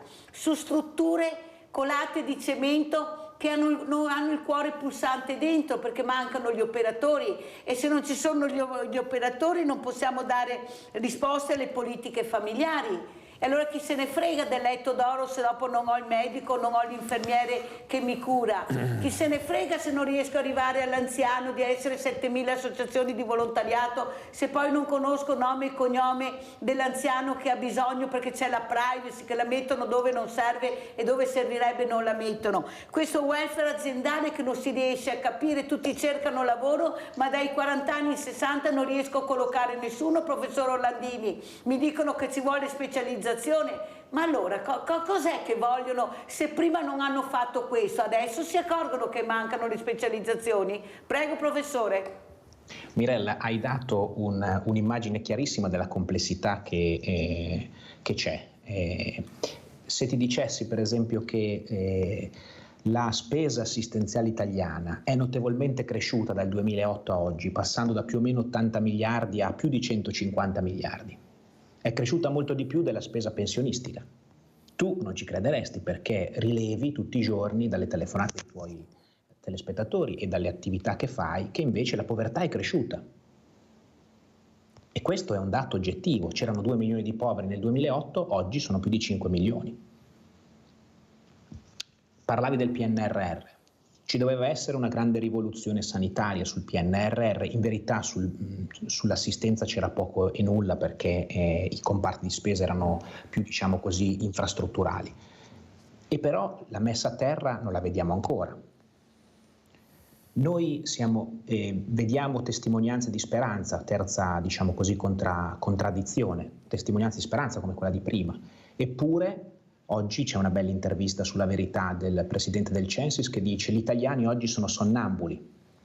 Se negli anni 70 pensavamo che gli italiani fossero, diciamo così, ancora nelle periferie, persone con uno spirito costruttivo, mentre la maggior parte dei giornali li dipingeva come in difficoltà, oggi dipingiamo il nostro paese come meno in difficoltà, ma la base, la gente comune, il dietro alle quinte è di un certo sonnambulismo, ci dice il Censis. Allora da dove possiamo ripartire? Dobbiamo innanzitutto ripartire dalle nostre. Si è bloccato, vediamo se riprende. significative. Prego, prego, professore, si era bloccato un momento, prego. No, si è bloccato ancora. Allora, intanto mettiamo a posto il collegamento. Professor Zabotti, sì. Cosa dice? È il grande tema del sociale di oggi e la vicenda, è, in particolare per quello che riguarda la sanità, è proprio la grande questione del prendersi cura. Noi abbiamo una sanità, abbiamo elogiato in questi anni, no, il modello del Servizio Sanitario Nazionale, no, con la donna ministro Tina Anselmi, no, che ha visto lungo, no, fine anni 70. E ascoltava il popolo. E ascoltava il popolo, perché era espressione di popolo. Lei è la sì. grande combattente della Resistenza, che poi ha salito tutti gli onori, no, di una carriera politica importantissima, prima donna ministro del lavoro, ministro della sanità. Quell'idea del Servizio Sanitario Nazionale che oggi va riorganizzata, rimodellata e rimodulata su quelle che sono le esigenze fondamentali. Penso al grande tema oggi delle persone, oggi post pandemia, la questione psichiatrica spesso purtroppo legata a certe fatiche anche giovanili. Penso a tutto il tema degli anziani, cresciuti di numero, cresciuti nelle difficoltà. Penso a tutto il tema anche delle malattie degenerative complesse. Cioè, come a dire, c'è un monte bisogni che ovviamente sta crescendo, perché frutto anche di una qualità della vita, comunque di un avanzamento nell'età anche della vita, e quindi patologie che inedite oggi. Poi abbiamo avuto anche la sfida della pandemia, no? Cioè tanti fenomeni complessi, e oggi c'è bisogno di una risposta che, in particolare per quanto riguarda la sanità, dica più attenzione alle persone, più cura, cioè prendersi cura, più prossimità, più ruolo del medico di famiglia, più servizi nel territorio. Questo è il tema di fondo, cioè a fronte delle eccellenze, penso ad alcune dichiarazioni che recenti, qualcuno che è stato curato nei nostri ospedali a livello nazionale che ha detto lì ci sono le eccellenze e va benissimo, la sanità veneto a livello apicale mantiene questi livelli. Al tempo stesso, giustamente come diceva il professor Orlandini, c'è bisogno di rimodulare questo servizio, e va nell'ottica non della burocrazia, perché questo è l'altro tema. Perché le persone si sentono distanti e non curate? Perché sono diventate oggetto di passacarte, purtroppo, dentro questo sistema che è elefantiaco, per carità, dà risposte, certo, ma le dà parziali, perché non riesce a rimettere a tema una cultura. Certo, c'è bisogno di più risorse, perché è chiaro, c'è bisogno di più risorse, parliamo sempre dell'adeguamento del Fondo Sanitario Nazionale, le regioni alle prese con questi problemi, però c'è bisogno anche di rimodulare dal punto di vista organizzativo tutto questo, cioè più prossimità, più malato al centro, non malato oggetto, ma malato al centro, il prendersi cura, l'integrazione tra il sanitario e il sociale, modello Veneto, è stata la vittoria, è stato il successo del modello Veneto. Ha voluto dire questa integrazione tra la dimensione sanitaria e la dimensione sociale, cioè il malato che quando torna dalla cura, no, che ha ricevuto in ospedale non va in famiglia ma entra nella dinamica del recupero, della riabilitazione, dei famosi ospedali di comunità, cioè dei luoghi in cui, specializzando, si viene incontro a queste esigenze. Quindi il tema è anche culturale, cioè rimettere al centro oggi la dimensione della persona. Ripeto, forse serviranno meno, cioè certo servono più risorse, ma servono più idee, cioè poste dentro un dato culturale. La persona al centro del servizio sanitario, così come era stato pensato già a fine anni 70. Come commenta, professor Orlandini, ha seguito queste parole del dottor Zabotti? Sì, sono d'accordissimo, perché stavo proprio concludendo quando mi sono frizzato probabilmente su questo punto. Cioè il nostro tema è oggi ricominciare da relazioni di senso, che non si possono che ricostruire e ritrovare dentro una dimensione comunitaria, dentro una dimensione locale, dentro una dimensione amicale anche, possiamo dire questa parola. E se ritorniamo anche al tema del suicidio assistito, questa domanda 20 anni fa non c'era, perché la dimensione di senso comunitaria faceva sì che ci fosse più un aiuto concreto giorno per giorno. E questo è proprio, i nostri bisogni si complessificano mentre le nostre risorse comunitarie diminuiscono, e questa cosa è impressionante e anche, diciamo così, deve essere sotto gli occhi della politica perché la possa aiutare a riscoprire. Senta, professor Orlandini, in questo momento drammatico dove abbiamo questi paesi in forte tumulto, questo spettro di queste guerre che si avvicinano sempre di più, queste armi sempre più potenti dove muoiono le popolazioni, dove la guerra è diventato un grande business per qualcuno, ecco, a dispetto di tanti che non hanno nessuna colpa che muoiono. Ma secondo lei c'è un senso di dare dignità al ruolo della persona? Oppure c'è il senso del business che supera tutto, non me ne frega più di niente, io voglio diventare sempre più forte, sempre più potente, mi alleo con dei stati che la pensano come me, fregandomi altamente di quello che vorrebbero le popolazioni, che vorrebbero vivere in pace. Ce n'è per tutti, professore, i paesi più sfruttati sono i più ricchi, ma nessuno pensa di arricchirli culturalmente anche come un welfare molto importante. Prendono, è una torta molto grande che si spartiscono negli anni, ma possiamo continuare così? Oppure veramente ci sarà la fine del mondo, come qualcuno, specialmente qualche anziano, mi dicono, Mirella, perché hanno il buon senso, hanno paura, sanno, perché hanno provato.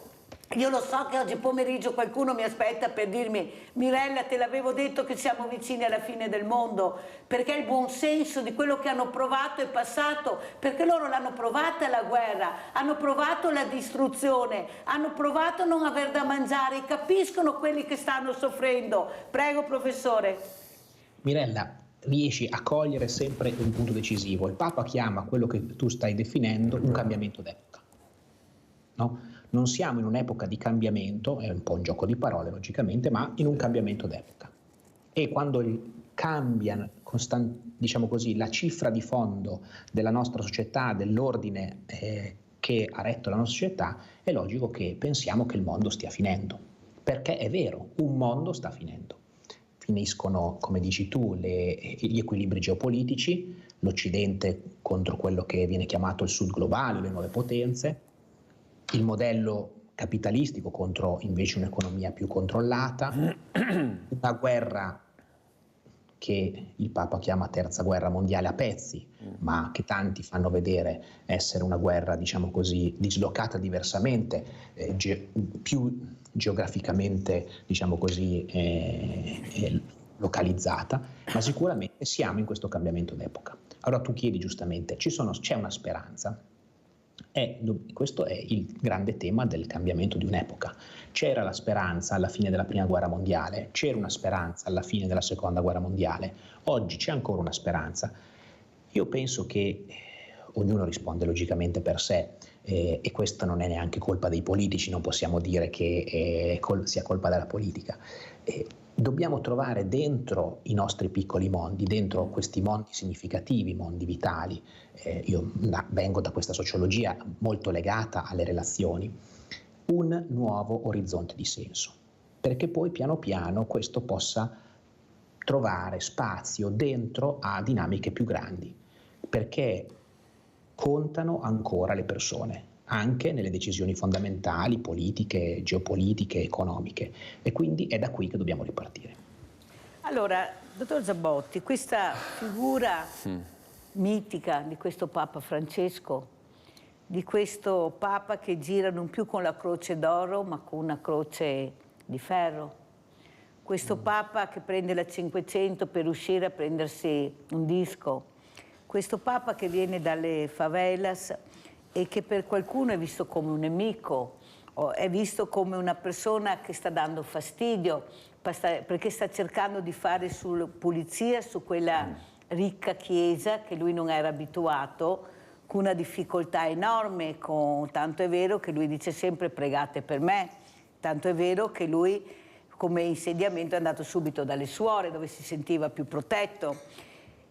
Questo Papa che una volta aveva un potere enorme ma che viene poco ascoltato, ecco, questi si inchinano nel momento che lo vedono, che hanno questo incontro importante, riescono a colloquiare, ma poi vanno da tutta un'altra parte. Ecco, questo fingere di ascoltare questa figura che parla di povertà, che parla di persona, che parla di famiglia, che parla di fragilità.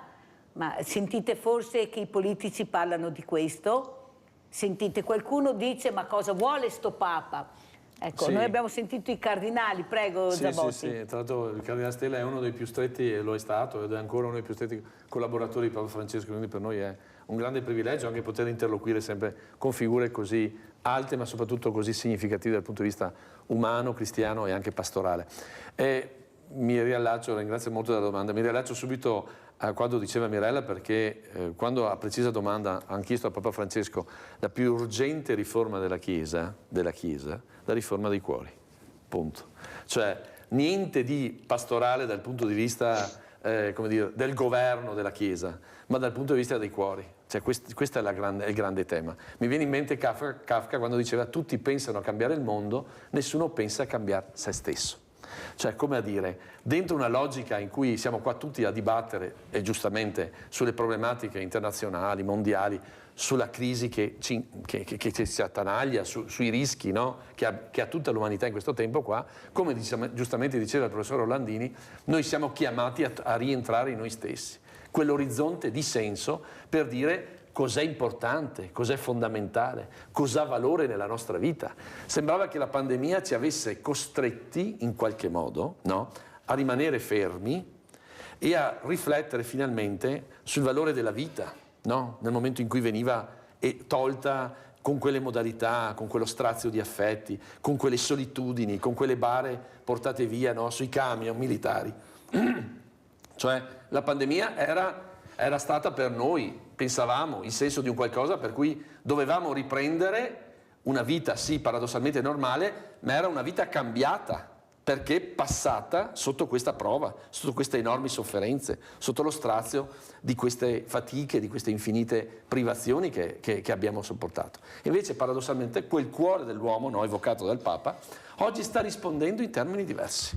Paradossalmente, cioè l'invidia, la gelosia, la fama e la brama di possesso, di potere, che nelle persone purtroppo influenza le comunità e in qualche modo diventa un veicolo drammatico, tragico, di risoluzione delle controversie. Cioè, come a dire, la storia di guerra, giustamente, che richiamava il professor Landini, dopo la prima guerra mondiale, dopo la seconda guerra mondiale, sono nate le grandi intuizioni, no?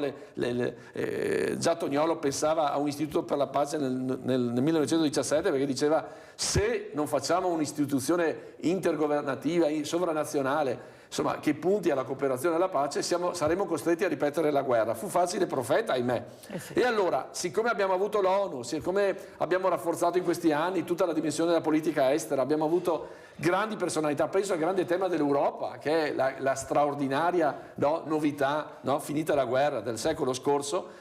Alcuni uomini, De Gasperi, Schumann, no, Adenauer, questi sono i grandi uomini, penso domani l'Appello di Don Sturzo, no, ai liberi e forti. Queste sono le persone. Noi abbiamo bisogno ancora di queste persone. Gabriella da Mogliano, vai Gabriella. Buongiorno Mirella. Buongiorno. Lei aveva detto una bella roba del Papa, però il Papa dovrebbe andare là, su quelle terre là, parlare là con i capi di Stato. Allora si rimuova via in un qual senso da capire che bisogna che faccia la pace, no? Dopo un'altra cosa, anche il prete stesso che predica alla domenica in chiesa, dovrebbe dire che un giorno dovremmo rendere conto a Dio delle malefatte che abbiamo fatto su questa terra. Invece non lo dicono mai questo, perché a fin fine davanti a Dio credere o non credere bisogna presentarsi. E lei lo sa meglio di me, o no? Grazie Gabriella per questa telefonata che fa riflettere il professor Orlandini. Credere o non credere, quando sarai il cospetto di Dio, cosa farai? Però ci sono anche persone, Gabriella, che sono atee, che non credono, e queste persone hanno il diritto alla libertà, alla decisione. Però io vorrei ritornare, poi risponderà anche il professor Landini alla nostra, Gabriella, il problema molto importante che l'ho invitato del welfare aziendale e le politiche familiari, perché è lo stesso binario, si vive male lavorando e si va a casa ancora peggio, perché non c'è una politica aziendale, non tutti hanno questa mente aperta di far veramente lavorare bene quello che è l'operaio, che io dico sempre, professor Landini, che era la figura portante del paese. L'operaio è come visto un povero imbecille che non conta niente. Cosa vuoi fare un operaio? Almeno qui da noi si dice così, non so a Roma, ma qua da noi si dice così. Se non viene pagato l'operaio, ma viene pagato il CEO. Ma se l'operaio non lavora, professore, il CEO ha poco da dire. Mi chiamo CEO, che sarebbe la figura più importante e quella che prende anche tanti più soldi. Ma come si fa poi arrivare alle famiglie che hanno bisogno di un lavoro che dia giustizia, che dia serenità? Le morti nel lavoro non si contano più nel 2023 e famiglie rimaste sole, senza sussidi, senza supporti. Prego, professore. Allora, penso che il tema del welfare aziendale sia un tema di cui cogliamo subito la differenza tra le grandi aziende che riescono a gestire beni, servizi, benefit per i propri dipendenti, aiutando una conciliazione tra famiglia e lavoro, anche molto evoluti, asili nido, rimborsi spese per l'assistenza, per la previdenza, eccetera, eccetera, tempi di vita e smart working che riescono a creare anche un clima più per obiettivi, no? Ma facciamo fatica a portare questa struttura organizzativa invece nelle piccole imprese. La prima, secondo me, caratteristica per portare, di una politica che voglia portare il welfare aziendale nelle piccole imprese è la libertà. Non possiamo obbligarle, perché il piccolo imprenditore veneto, emiliano romagnolo, dell'Italia produttiva, di fronte a un obbligo si ritira.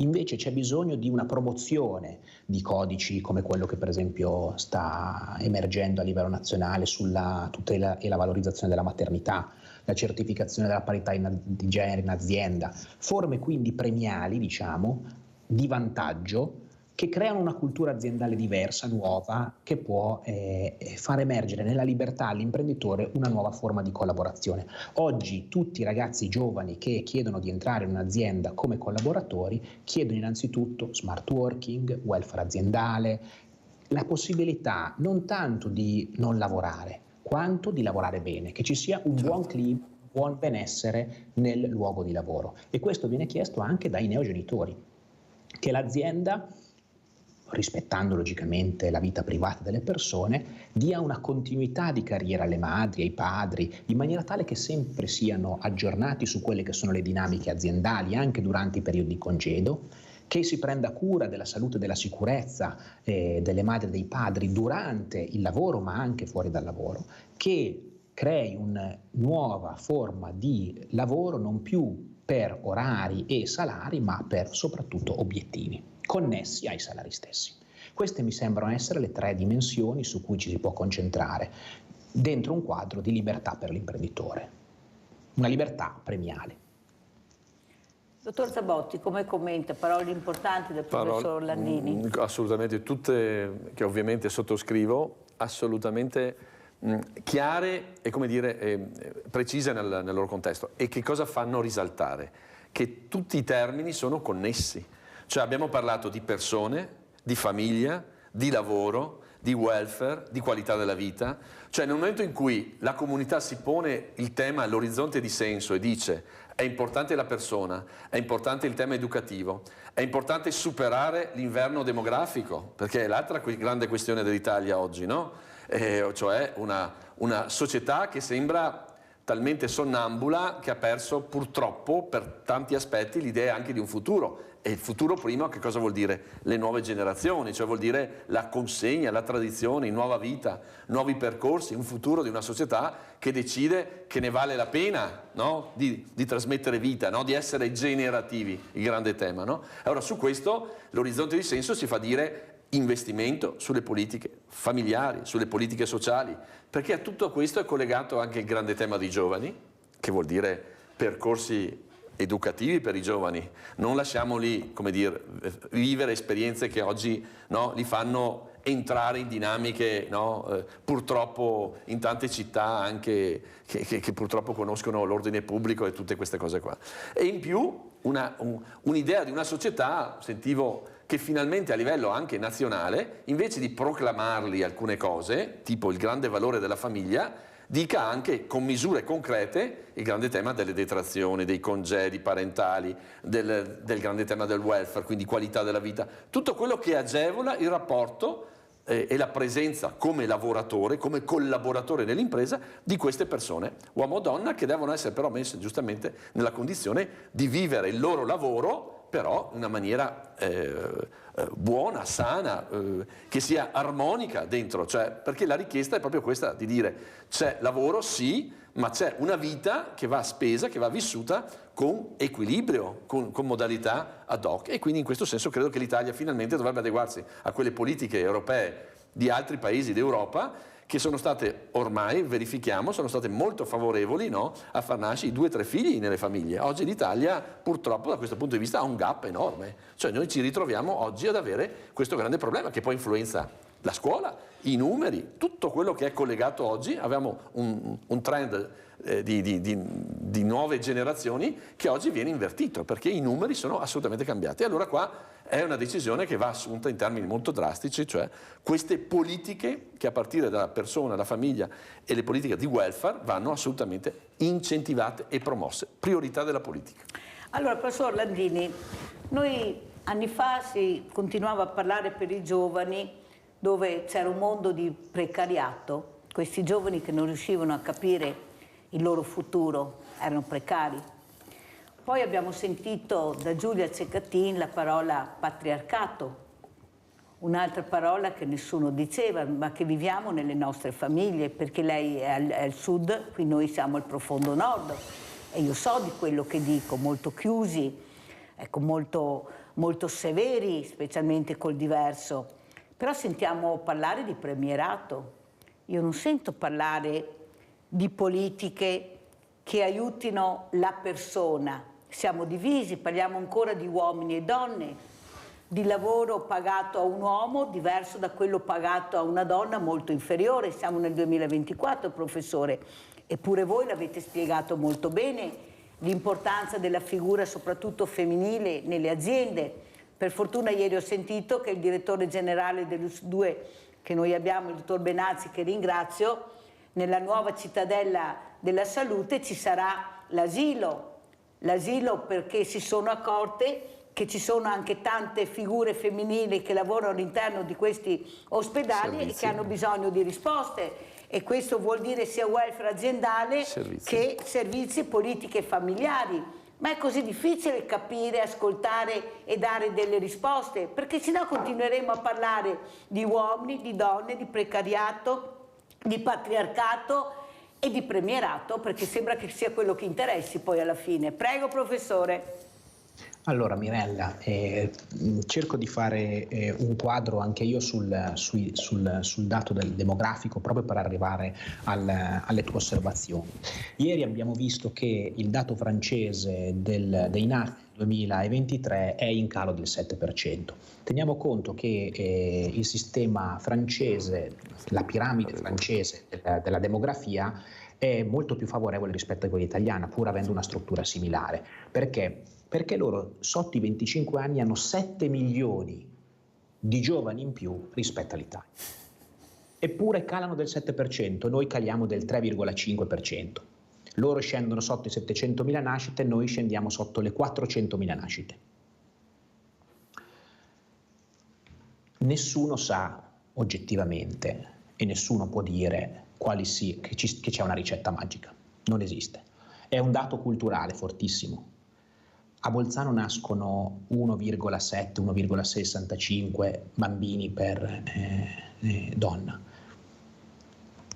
Nel Veneto produttivo, nell'Emilia Romagna produttiva, tolti le straniere, il numero dei figli per donna è 1,19. Se teniamo gli stranieri si alza un pochino.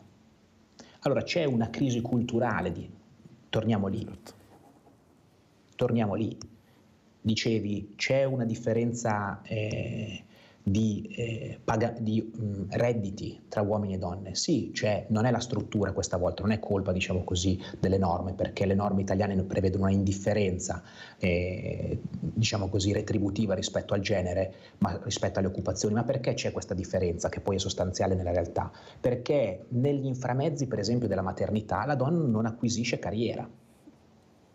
Allora noi dobbiamo entrare nelle pieghe di queste difficoltà che sono molto specifiche, come dicevi tu, gli asili, capire cosa serve veramente a una famiglia, a una relazione uomo-donna, perché l'uomo e la donna esistono in una relazione, era giusta la tua osservazione, nella relazione uomo-donna cosa serve? E dentro queste pieghe costruire un contesto per cui le persone possano essere valorizzate, possano fare figli, possano prendersi la responsabilità, possano costruire una nuova speranza in questa epoca di cambiamento. Allora torno lì, il tema della fertilità, il tema della maternità, il tema della famiglia è un tema di speranza, connesso anche alla crisi che stiamo vivendo.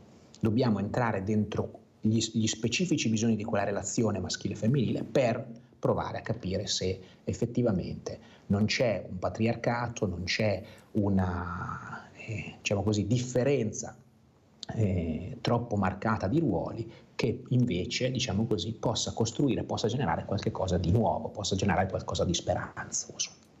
Professor Landini, però la mia domanda è anche questa.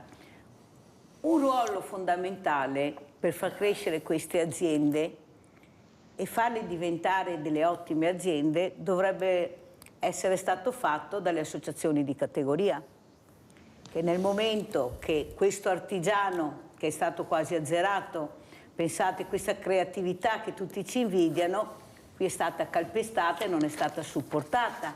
Questo artigiano che diceva lasciami lavorare e tu aiutami a risolvere le pratiche burocratiche. Invece cosa hanno fatto? Invece di supportarlo sono diventati tutti commercialisti, perché questa è la verità. È vero, professore, questa è la storia. Le associazioni di categoria si sono trasformate molto spesso in grandi studi commercialistici. Esatto, e l'artigiano si è trovato da solo a gestire il lavoro e burocrazia che diventava sempre più grande, sempre più impegnativa, sempre più anche onerosa, e non ce l'ha fatta. Adesso si accorgono che forse si doveva intervenire prima, ma non abbiamo più gli artigiani, anche perché molti erano già datati, diciamo la verità, e non c'era questo giovane che aveva una formazione per continuare questo lavoro. Tanto è vero che gli istituti tecnici sono spariti, la formazione, ma adesso non vogliono la formazione. Ma cosa hanno fatto per fare la formazione, professore? Eppure sapevano benissimo. Come mai sono arrivate questo? Perché dovevano dare spazio alle multinazionali. Questi sono arrivati nel nostro paese, questi hanno portato via tutta la polpa e hanno lasciato le carcasse, e le carcasse non sono riuscite a far superare questo limite alle nostre piccole aziende, il famoso ex piccolo nord-est, grande, mo piccolo comunque si veda, ricco nord-est, non c'è più, ma era formato dalle piccole realtà, non dalle multinazionali che hanno iniziato da 2 anni a pagare le tasse in Italia. Allora capisce che c'era un disegno ben preciso, professore, è inutile che qualcuno mi dica che non è vero questo, che si è fatto il possibile. No, non è vero, prego. Penso proprio che qui stia un punto ricostruttivo, cioè abbiamo fatto un'ora alla fine cercando di capire se c'è una piccola speranza di poter uscire da questa difficoltà, e penso che Mirella tu abbia colto un punto, cioè debbono essere ricostruiti quelli che una volta si chiamavano i corpi intermedi. Abbiamo provato a farli fuori negli ultimi 10 anni, abbiamo provato in un'epoca politica precedente a saltarli, a dire che i sindacati non servono, a dire che le associazioni di categoria non servono, a dire che le camere di commercio provinciali non servono. Dobbiamo riterritorializzare invece la rappresentanza, dobbiamo tornare al territorio, perché altrimenti l'artigiano che ancora c'è, il piccolo imprenditore che ancora c'è, oppure quello che dobbiamo costruire, no? Che dobbiamo formare oggi anche nella riforma, per esempio, di questi giorni, no? Dell'istruzione tecnica e professionale di cui stiamo discutendo. Ecco, deve trovare lì l'aggancio, ma non gli serve un commercialista. Gli serve uno che porti le sue istanze politiche, gli serve uno che gli serve un'associazione di categoria che ritrovi lo spirito di rappresentanza, che possa creare comunità, che possa creare interessi coagulati intorno ad alcune politiche, ad alcune proposte. È l'epoca della ricostruzione. In un cambiamento d'epoca ci vuole qualcuno che ricostruisca. Abbiamo Maurizio da Dolo. Ciao Maurizio. Maurizio? Non sento Maurizio. Vabbè, poi riprendiamo la telefonata. Prego, dottor Zavotti. Sì, concordo. Io mi ero segnato proprio sussidiarietà, corpi intermedi. La lezione tognoliana 150 anni fa era l'elemento etico quale fattore intrinseco delle leggi economiche. Lui che aveva la grande visione di una società fatta di corpi intermedi, no? Di sindacati, di cooperative, di espressioni, no? Che mettevano insieme e rafforzavano i legami di comunità anche nel senso dell'economia, perché bisognava far uscire le persone dall'usura, dalla condizione, mettendole a fare i soci, cioè i co-imprenditori. Allora il tema di fondo è, in questo Veneto bisogna salvare quello che abbiamo di solido. E che cosa sono ancora? I legami comunitari. Abbiamo le associazioni, abbiamo un volontariato che nonostante tutto, nonostante le difficoltà di questo tempo ancora regge, lo vediamo, no? Un mondo associazionistico che su tutti i vari versanti, economico, sociale, culturale, regge ancora la sfida. È chiaro che è una fase di cambiamento, è una fase anche che va, in qualche modo tutto va migliorato, va rimesso a tema, però credo che questa sia la dimensione. L'orizzonte di senso vuol dire la persona, la sussidiarietà, cioè ripartire esattamente dai territori, e la famosa visione del locale, cioè si parte dalla sfida del locale dentro una dimensione più larga, no? E in questo senso noi come Nord-Est insomma, avremmo ancora la capacità di mettere in moto, ecco, dei processi con queste figure. Mi permetto di aggiungere un grande tema che ha posto il professor Orlandini e sul quale concordo, il grande tema dell'orizzonte di senso. Io credo che oggi nel nostro paese, anche sul nostro territorio, l'abbiamo detto ancora qua con Mirella, è il grande tema della cultura, è il grande tema della bellezza. Qua, attorno a questo, noi dovremmo ricostruire il senso di una comunità, perché vuol dire riprendere in mano quel patrimonio antico, no? Che ci è stato consegnato, la nostra tradizione, e metterlo a disposizione di tutti, perché là è il senso di una qualità della vita diversa, cioè essere consapevoli del dono che abbiamo ricevuto in questo paese che ha l'80% del patrimonio culturale al mondo e che ancora non ha deciso definitivamente di far sì che questa sia una risorsa, non una cornice, ma il quadro, cioè su cui investire e produrre non solo appunto cultura, opportunità per i giovani, costruzione di relazioni sociali, costruzione di un'economia che faccia anche del turismo quel turismo di prossimità, amicale, esperienziale, emozionale di cui abbiamo bisogno e per il quale il nostro territorio, io penso al nostro territorio delle colline del Prosecco, i Conegliane e Valdobbiadene, patrimonio UNESCO, oggi diventa un laboratorio, credo, nazionale per far sì che questo nuovo turismo anche conviviale, fatto di prossimità, di attenzione alle filiere, alla genuinità, al prodotto, alla bellezza del paesaggio, ma anche a un umanesimo che sappia, come dire,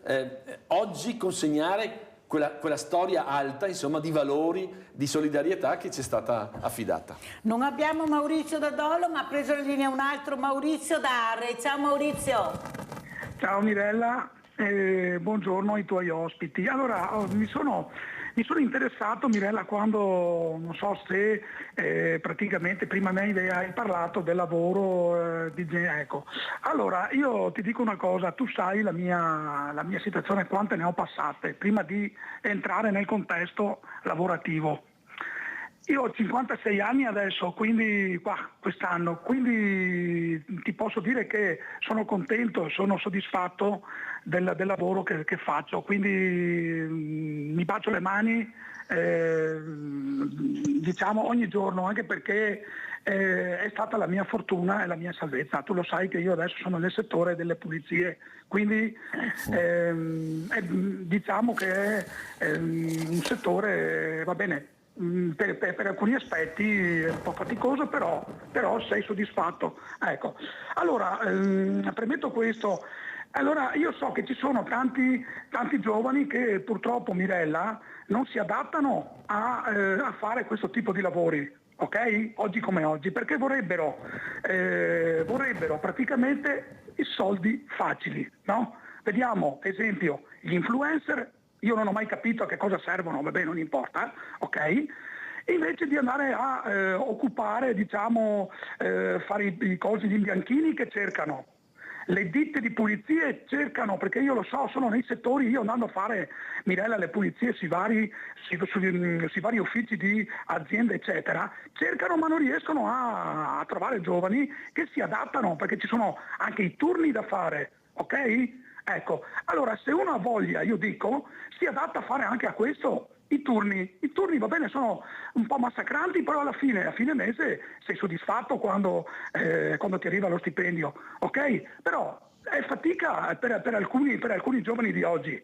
Ecco, questo voglio dire. E poi per quanto riguarda le multinazionali, Mirella, è vero, stanno rovinando tutto, le macellerie che avevamo sotto casa e i casuini, come dicevamo noi in dialetto, stanno scomparendo tutti. E purtroppo hanno preso in mano queste multinazionali potenti che stanno pian piano comprando anche il territorio. E qua mi rivalgo del professore, il signore con gli occhiali che ne sa di queste cose. Va bene Mirella, io ti saluto. Grazie, saluto te e i tuoi ospiti e aspetto la vostra risposta. Grazie Maurizio. Allora sentiamo anche il professor Orlandini che poi ci saluterà. Ecco, cosa vuole dire a Maurizio dare in fatto sui giovani? Maurizio dice, ecco, non sono molto vicini al lavoro che si offre perché vogliono altro, ma io direi anche a Maurizio che non sono più i giovani di una volta. Maurizio è un giovane che vola molto più alto di quello che pensiamo, anche con una sensibilità superiore.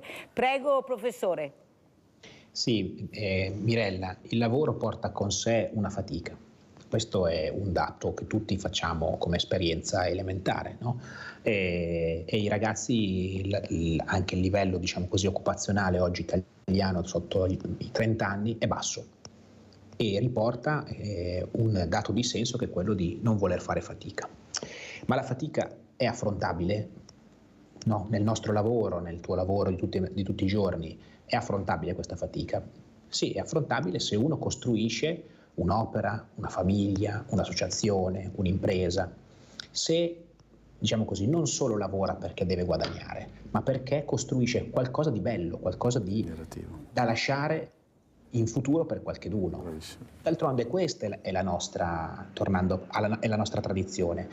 Nessuno ha costruito le cattedrali venete o le ville venete pensando che le avrebbe vissute a lungo, ma le ha costruite perché i suoi figli, i suoi pronipoti, la sua gente del posto probabilmente avrebbe visto qualcosa di bello, qualcosa di grande, qualcosa per cui l'anima si sarebbe ristorata e la vita avrebbe avuto, diciamo così, uno spazio di bellezza. E quindi il lavoro può essere sopportato anche dai giovani dentro questa fatica se costruisce qualcosa di grande, di bello, di speranzoso per il futuro. Questo è il mio, diciamo così, augurio a te che conduci una grande trasmissione e anche a me per il mio lavoro.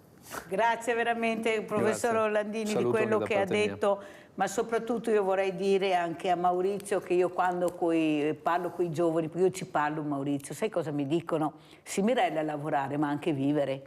Io direi quasi che vogliono più vivere che lavorare, perché vogliono un lavoro che rispetti la loro dignità. Hanno studiato, si vedono costretti ad andare all'estero perché non è riconosciuto questo grande studio che hanno fatto. All'estero non li fanno più tornare perché sono bravi, sanno fare bene il lavoro perché li prepariamo bene e perciò capisci Maurizio che c'è anche la loro vita e loro vogliono vivere, oltre a lavorare vogliono anche vivere nella maniera più dignitosa.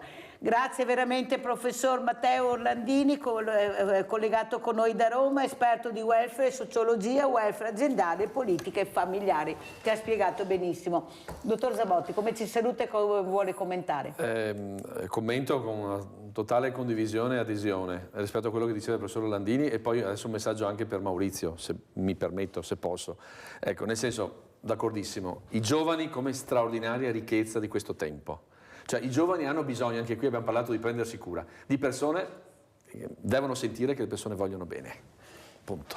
Cioè, perché anche la dimensione educativa a scuola spesso diventa una fatica perché non c'è questo spazio, questa idea di collegarsi, di relazionarsi, insomma di vivere anche la vicenda formativa con una prospettiva, quella generativa di cui parlava il professore, cioè la passione dell'acquisizione delle competenze, delle sensibilità, di un umanesimo, di un alfabeto anche delle relazioni, perché sappiamo quanto è importante anche dal punto di vista dei sentimenti oggi formare questi giovani, che hanno giustamente l'idea di una vita complessa in cui c'è il lavoro ma c'è anche una qualità della vita. No? Penso al grande tema anche dell'ambiente oggi che loro portano, no? Giustamente, e ci mettono la faccia, sono gli con unici. grande forza e con grande vitalità. Abbiamo l'ultima telefonata, dottore, perché prima era caduta il dottor Zabotti. Maurizio da Dolo. Ciao Maurizio.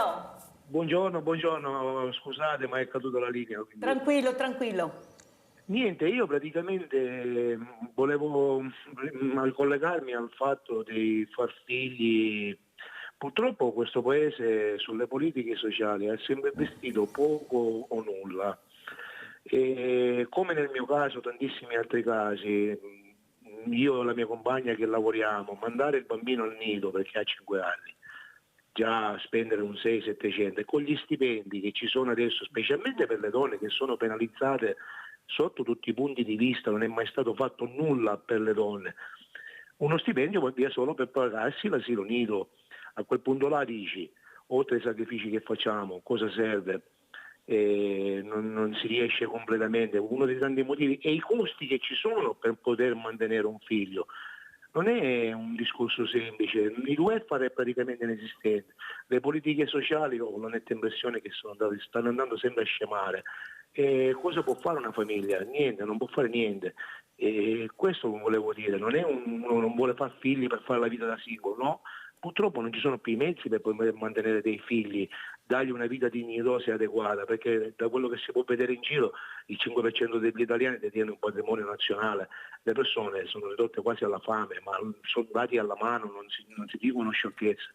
Se non si pone rimedio a tutto questo saranno sempre meno i figli e purtroppo questa è la realtà dei fatti, non ci sono altre alternative se non fanno qualcosa. Grazie Maurizio, un grande abbraccio, parole vere, parole che vivono le famiglie. Come facciamo? 600 euro di asilo nido, 500 con gli stipendi che abbiamo. Come concludiamo, dottor Zabotti? Allora, con di più di speranza e di voglia di esserci dentro anche la vicenda della politica. Se noi non ci occupiamo della politica, anche semplicemente a cominciare dall'essere elettori, non astenerci, non stare fuori dalle dinamiche elettive, perché è un diritto dovere. Partecipare, perché, ripeto, se no la politica si occupa di te, ma magari spesso non si occupa per quello che noi vorremmo, per quello che noi desidereremo, e invece si occupa premiando i grandi interessi, chi è già forte, no? E che non ha bisogno della politica. E in questo credo che dobbiamo essere meno follower e più leader. Cioè non abbiamo bisogno di persone che seguono, ma bisogno che guidano i processi, no? I leader, ma leader autentici, che hanno un orizzonte di senso, che hanno una visione di comunità e che hanno la capacità di guardare lontano e di fare autenticamente il bene delle persone e della comunità. Ecco, da questo punto di vista rompere questa barriera per cui ci vorrebbero tutti clienti, no? Dentro il grande fenomeno digitale dovremmo essere tutti dei grandi clienti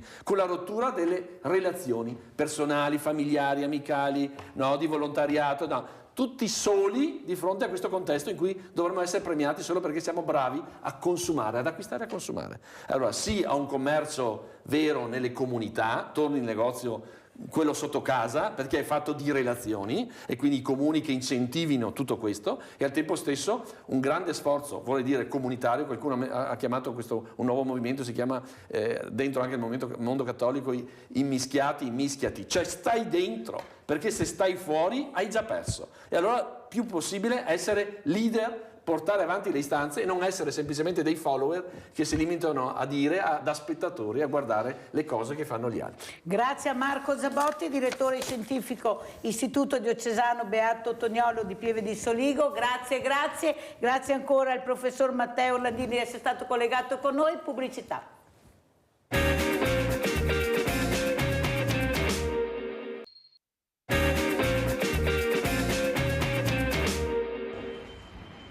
Marco Mondi, storico dell'arte, autore del volume Affreschi di facciata nella città di Giorgione.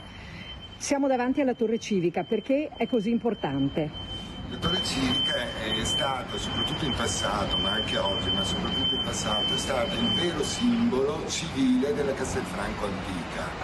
Tant'è vero che racconta per almeno 2 secoli la storia della nostra città.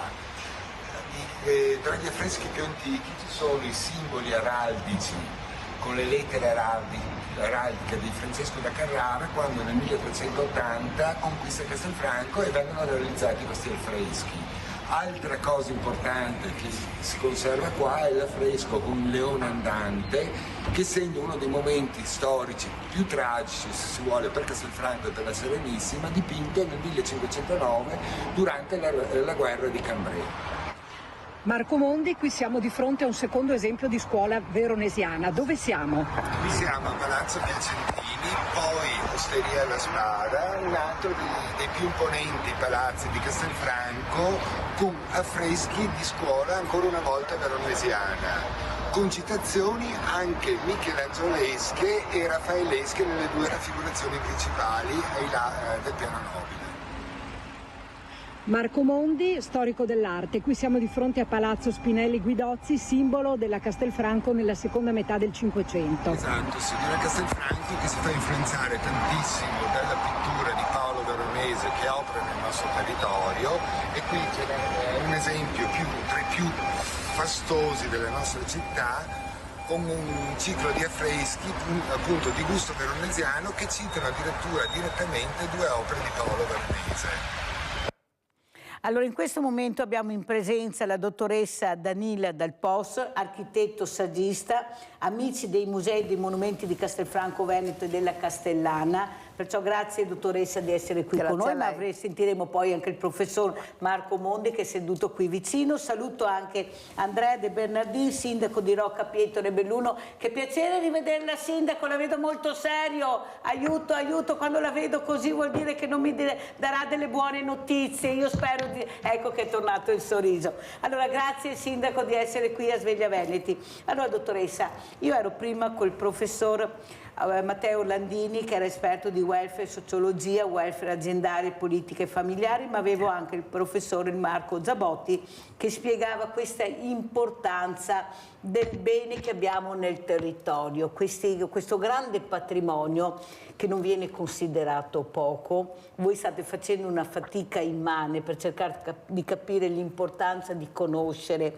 di restaurare, di dare alla comunità. Perché vedete, una volta rispetto a questi grandissimi ricchi, straricchi della terra che abbiamo, sono diventati 5 volte ancora più ricchi, invece di fare i giretti sulla Luna, se forse sentissero di più queste persone e quello che hanno fatto quelli che una volta avevano tanti soldi, magari erano dei semplici commercianti, ma investivano nella cultura, nell'arte e hanno lasciato alla comunità questi beni, non è che se li sono portati via o sfortunatamente le guerre ne hanno distrutto, ma ne abbiamo fortunatamente tantissimi. Perché non c'è questa cultura del bello, dell'arte, di investire in questo da parte di una politica molte volte sorda e cieca rispetto anche a quello che vorrebbero i giovani, l'ambiente ad esempio? Prego dottoressa. Esatto, c'è scarsissima sensibilità effettivamente. Per cui associazioni come la nostra hanno proprio un compito istituzionale da statuto che è quello di far conoscere i beni del nostro territorio, i beni culturali ma anche paesaggistici, di valorizzarli e soprattutto di insegnare anche a tutelarli, perché questo è fondamentale.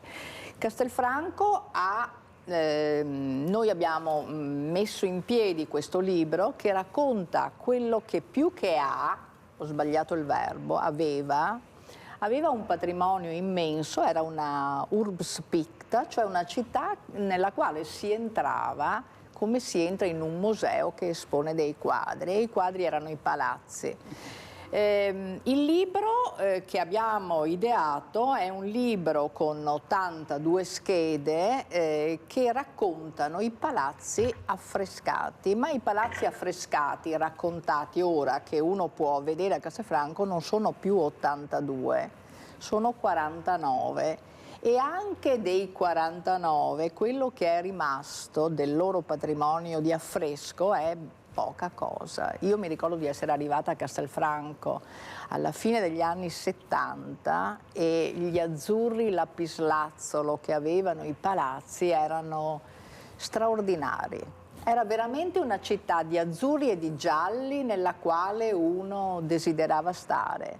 Adesso tutto questo è offuscato, quasi sparito. Eppure, dottoressa, c'è un palazzo importante a Verona dove, come ho detto prima, è stato creato da un commerciante, pensate, dove c'è la scritta conserva. Pensate l'importanza che lui ha investito, che ha dato a questa struttura che noi abbiamo la fortuna di avere, con questa scritta, che forse qualche politico, quando passeggia, dovrebbe alzare un po' gli occhi, forse, non tutti, perché ce ne sono anche di bravi, per carità, non voglio sparare nel muto, per capire l'importanza del territorio, del bene che ha un museo a cielo aperto. Certo. Che lo invita a guardare. Guardami che io ti do la strada è conserva. Fai della comunità la tua comunità con questa meraviglia che ti lascio, perché è per la comunità. Prego, dottoressa. Io temo che molti scambino la scritta conserva come conserva di pomodoro. Grande, dottoressa. Perché altrimenti io non mi spiegherei la mancanza totale di progettualità che si ha adesso. Si scambia una ordinaria manutenzione come se fosse un progetto stratosferico, ma non si fa neanche la manutenzione straordinaria. Quindi come si fa a pensare che ci sia una progettualità? E le nostre città hanno bisogno di progetti. Non solo le nostre città, dottoressa, ma anche i nostri paesi, certo. Questi borghi. Abbiamo dei borghi che tutti ci invidiano, abbiamo tutto. Sindaco De Bernardin, lei invece lo sa che io le sono molto vicina per la sua sensibilità verso il suo paese, l'ambiente, la natura. Ecco, quanto si è messo le mani nei capelli, quanto questo paese era stato distrutto. Ecco, eppure si è rimboccato le maniche e ha investito nel suo paese. E i risultati li abbiamo visti. È stato premiato dalla sua gente, che l'ha riconfermato per quello che ha fatto, perché non ce n'è per nessuno. Se non semini bene non vieni riproposto come sindaco, ti mandano via. Ecco, cos'è l'ambiente? Lei è un sindaco anche che fa parte di un partito importante, della Lega, che bene o male negli ultimi anni è stata al governo, però cominciate ad avere dei voti molto bassi, la gente non vi segue più come prima. Il Tevere è riuscito a salire e ha veramente questo, lei sorride, ma veramente è così, e non ce n'è per il Piave neanche per il Po. Ecco, cosa sta succedendo? L'importanza invece di investire nella cultura, nell'ambiente, nella comunità. Prego, sindaco. Ma innanzitutto buongiorno a tutti e soprattutto a te, Mirella. Io non sarei così pessimista come la professoressa che hai in studio, che ha detto delle cose comunque interessanti, un po' pessimistiche, nel senso che l'importanza del territorio veneto noi l'abbiamo visto durante il Covid, quando c'è stato quel periodo di lockdown e non potevamo uscire dalla nostra regione. Lì è stato secondo me un momento dove i veneti hanno girato molto di più il loro territorio, e l'ho fatto anche io. L'ho fatto anche io passando per Verona, per Castelfranco, piuttosto che per Conegliano, oppure per Malcesine. Le ho girate tutte in quel periodo, e devo dire che nonostante altre regioni italiane siamo ancora abbastanza ad alti livelli, anche come conservazione delle abitazioni e dei grandi edifici che abbiamo. E poi è vero che siamo anche invischiati in una burocrazia che è spaventosa, e una cosa molto semplice come può essere una ristrutturazione di una facciata di un palazzo storico in Italia diventa un grande problema, e questo bisogna, per capirlo bisogna entrare nelle amministrazioni locali e ci si rende subito conto di quanto attorcigliati su noi stessi siamo. Però non sarei così pessimista, insomma. Sentiamo come commenta la dottoressa Dal Posso. Guardi, io sono pessimista, no, sono per natura più che ottimista. Io vedo sempre il bicchiere mezzo pieno, però Sono reduce da una conferenza con l'assessore alla cultura del comune di Procida, che ha partecipato, che è colui che ha seguito tutta la procedura per portare Procida a capitale della cultura nel 22. Ora, se noi pensiamo a Procida, è un'isola stupenda da un punto di vista paesaggistico, ma con scarsissime possibilità di diventare capitale della cultura. Ce l'ha fatta, e ce l'ha fatta perché aveva un assessore di grande intelligenza, di grande volontà, che si è messo a creare, quindi intelligenza, cultura, ma soprattutto passione per il proprio territorio, che si è messo a creare una relazione internazionale della sua città con il territorio italiano, ma anche con quello internazionale. E io ho questa volontà di mettere in relazione una realtà con il mondo, non la vedo. Ci stiamo chiudendo. Allora, dottoressa, io citerei anche Sarmede, ad esempio. Certo. Io ho avuto il sindaco di Sarmede. Questo sindaco con una squadra, perché non si è mai da soli, è una squadra, come dice lei, che lavora. C'è il sindaco, c'è un assessore delegato alla cultura e c'è una squadra che lavora. Però mi scusi, dottoressa, la mia domanda, e lo dico anche al sindaco De Bernardin, ma perché non si fa di Venezia per sempre capitale della cultura e riusciamo a distribuire tutto quel flusso spaventoso di persone che fanno chilometri e chilometri per venirci a vedere, e diamo la possibilità di far conoscere anche i nostri paesi, i nostri borghi, invece di lasciare questo business pazzesco solo a Venezia. Guai se si spostano da Venezia, questa è la realtà. Guai se vai fuori da questa strada principale e vai dalle altre parti che non c'è nessuno. Perché siamo così aridi, avidi, per tenersi, come ha detto sempre lei, sempre più chiusi, sempre i pochi, sempre gli stessi, e dare la possibilità, come fai in altri paesi, di visitare, magari vai in una città ma poi visiti tutto. Qui no, qui devi arrivare là, i soliti noti devono guadagnare e noi non riusciamo a far vedere queste meraviglie che abbiamo nel paese. Perché dico Venezia, dottoressa? Perché è là che arrivano.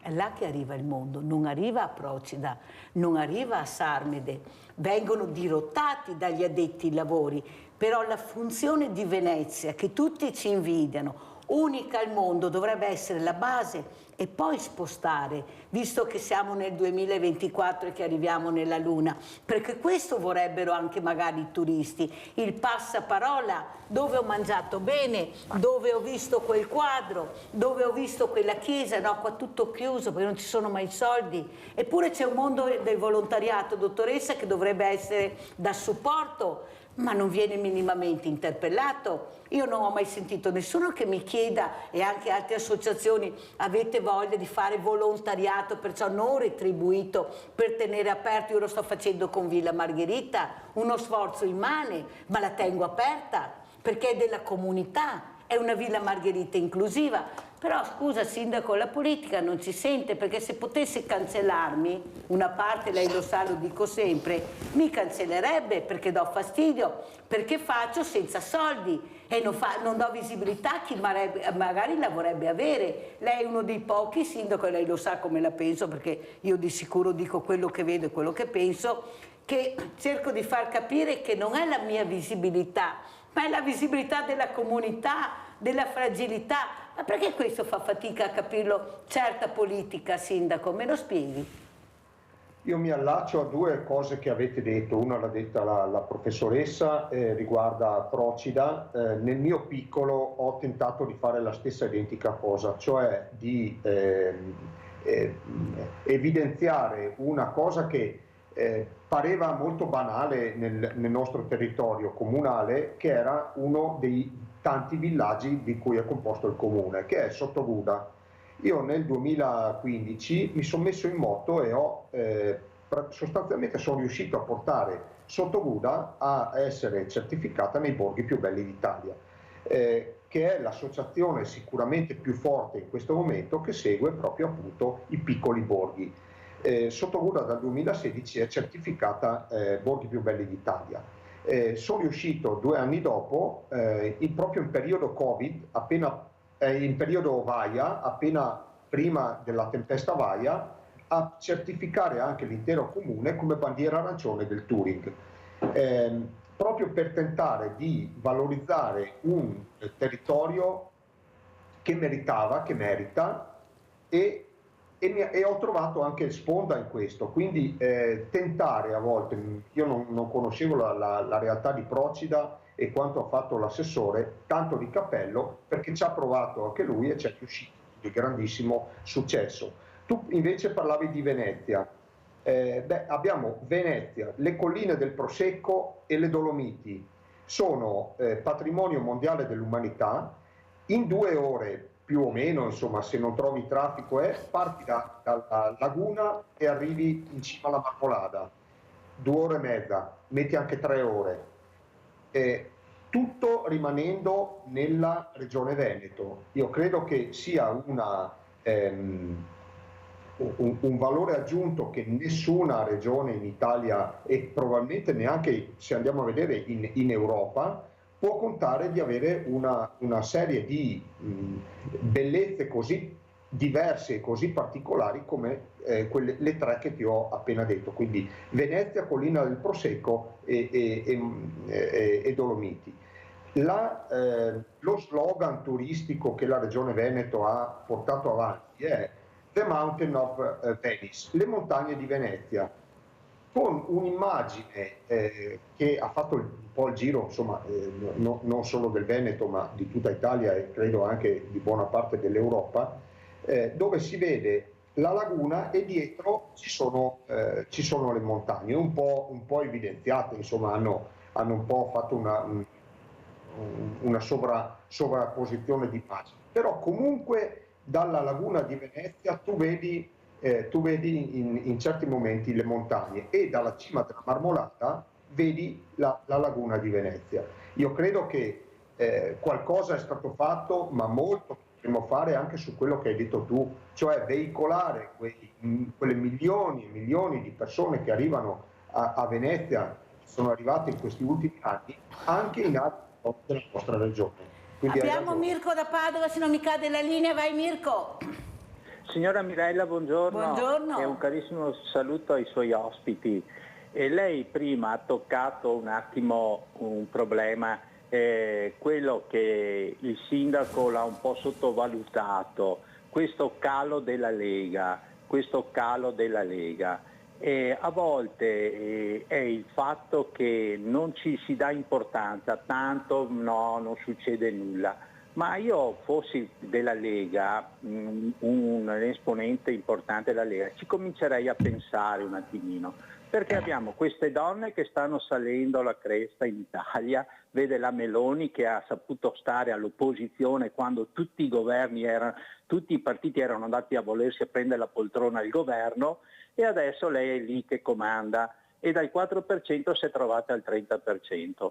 Noi adesso ci troviamo a dover andare a votare in Europa. Io vorrei fare una domanda ai vari cittadini, se sanno cos'è il PPE, se sanno per chi si va a votare. No, ti dicono va a votare per il PD, per questo o per quello, ma noi non votiamo per il PD, per la Lega, per questo o per quello. Si va a votare dei gruppi importanti, i quali decidono se fare il green o non fare il green, se fare le macchine elettriche o se fare le macchine... Ma non è il PD o la Lega che lo decide il PPE, che la gente, io sono convinto che non sanno neanche cos'è il PPE, quello che adesso ci governa in Europa.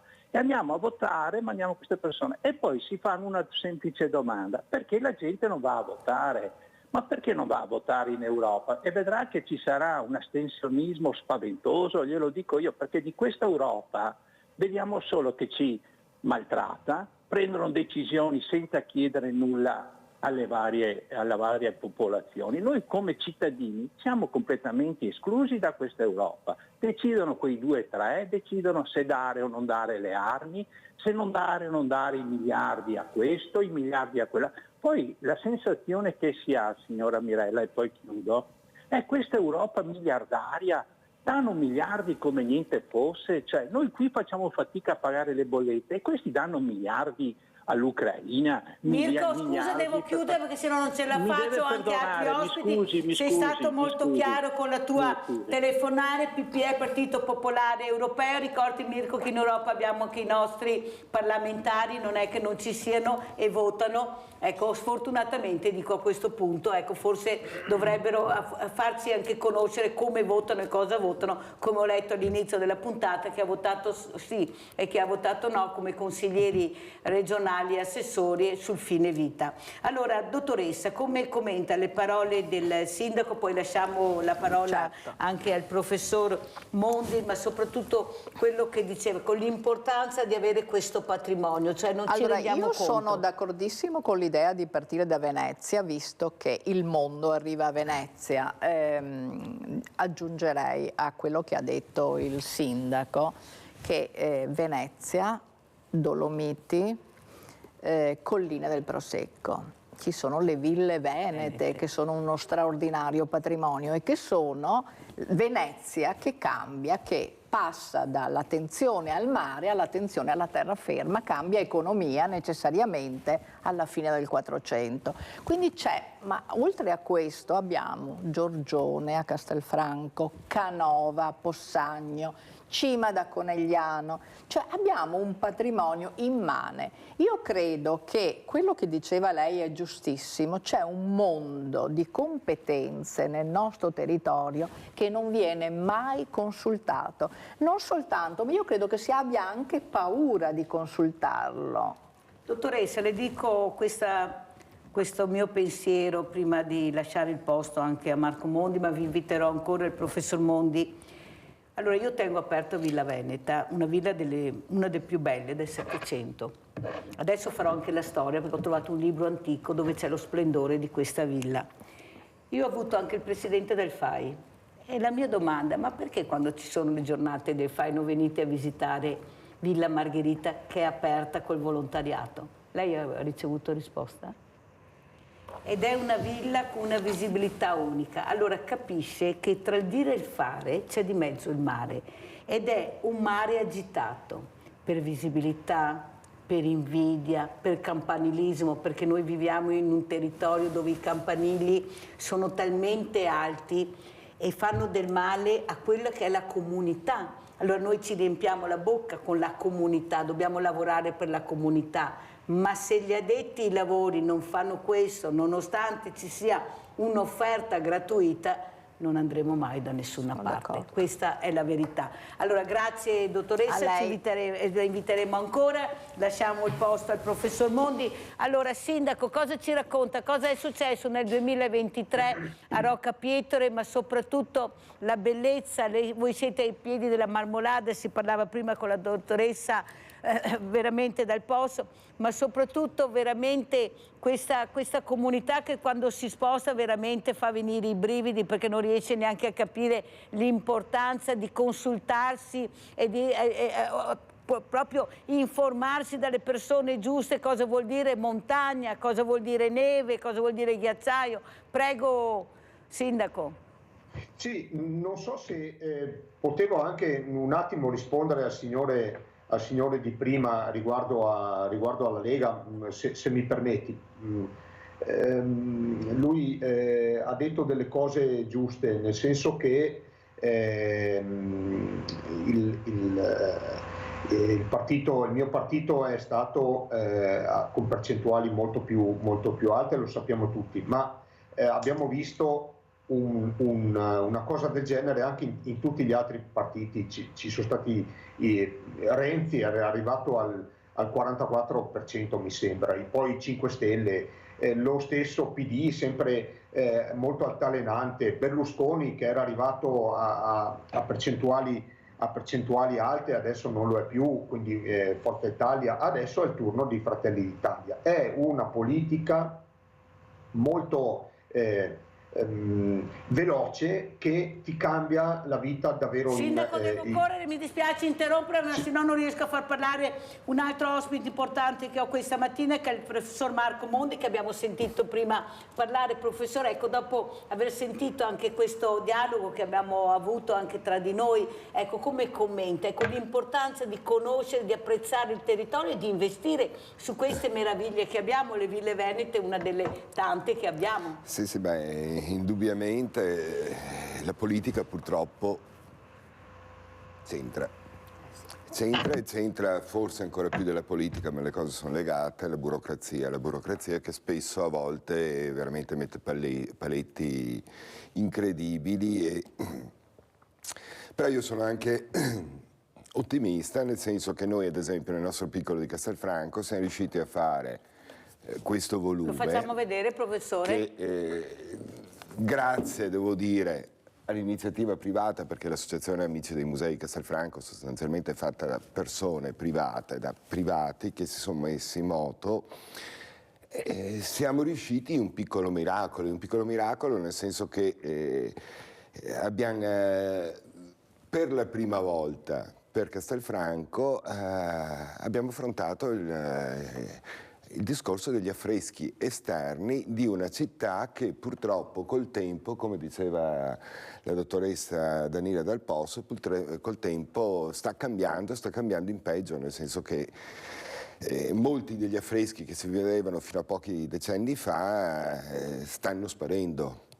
Io per primo ho voluto ed ho insistito perché in questo libro fossero pubblicate delle fotografie di un libro diciamo un po' fantasioso su Giorgione, però che come immagine straordinario, di Giuliano Martin, pubblicato 30 anni fa, non 60-70 anni fa, dove molti degli affreschi che oggi si possono ancora vedere o intuire a Castelfranco erano decisamente più leggibili, più godibili, al punto che a volte, da storico dell'arte, mi sono trovato a commentare e criticare queste opere, più che vederle dal vero, da fotografie vecchie.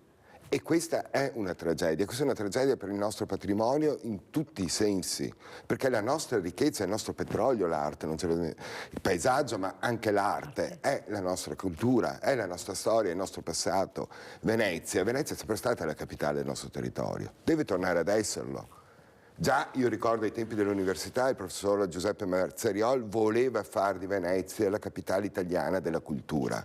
Non c'è alternativa, Venezia non può essere una città industriale, non può avere altri futuri se non il futuro di diventare una capitale della cultura come lo è sempre stata per il nostro territorio, da sempre. Ma dove vogliamo andare a parare, professore? Ma se ce l'abbiamo in casa, dove andiamo a parare? Veramente su delle strutture che non abbiamo, non mancano le infrastrutture, ma sindaco, lei capisce bene che io sa benissimo che non mi rivolgo a lei come politico ma come sindaco. Voi che conoscete il territorio, voi che sapete le esigenze del territorio e di quello che avete bisogno, non venite ascoltati. Io ho sindaci che vengono qua e dico: Mirella, io non so niente, non ci sento, non sediamo ai loro tavoli, non ci coinvolgono, decidono senza coinvolgerci e sapere che ognuno ha delle priorità e delle peculiarità. Allora, sindaco, dove andremo con questa politica? Questa politica che continua a pagare i parassiti e non quelli che lavorano, quelli che investono. Prego, sindaco.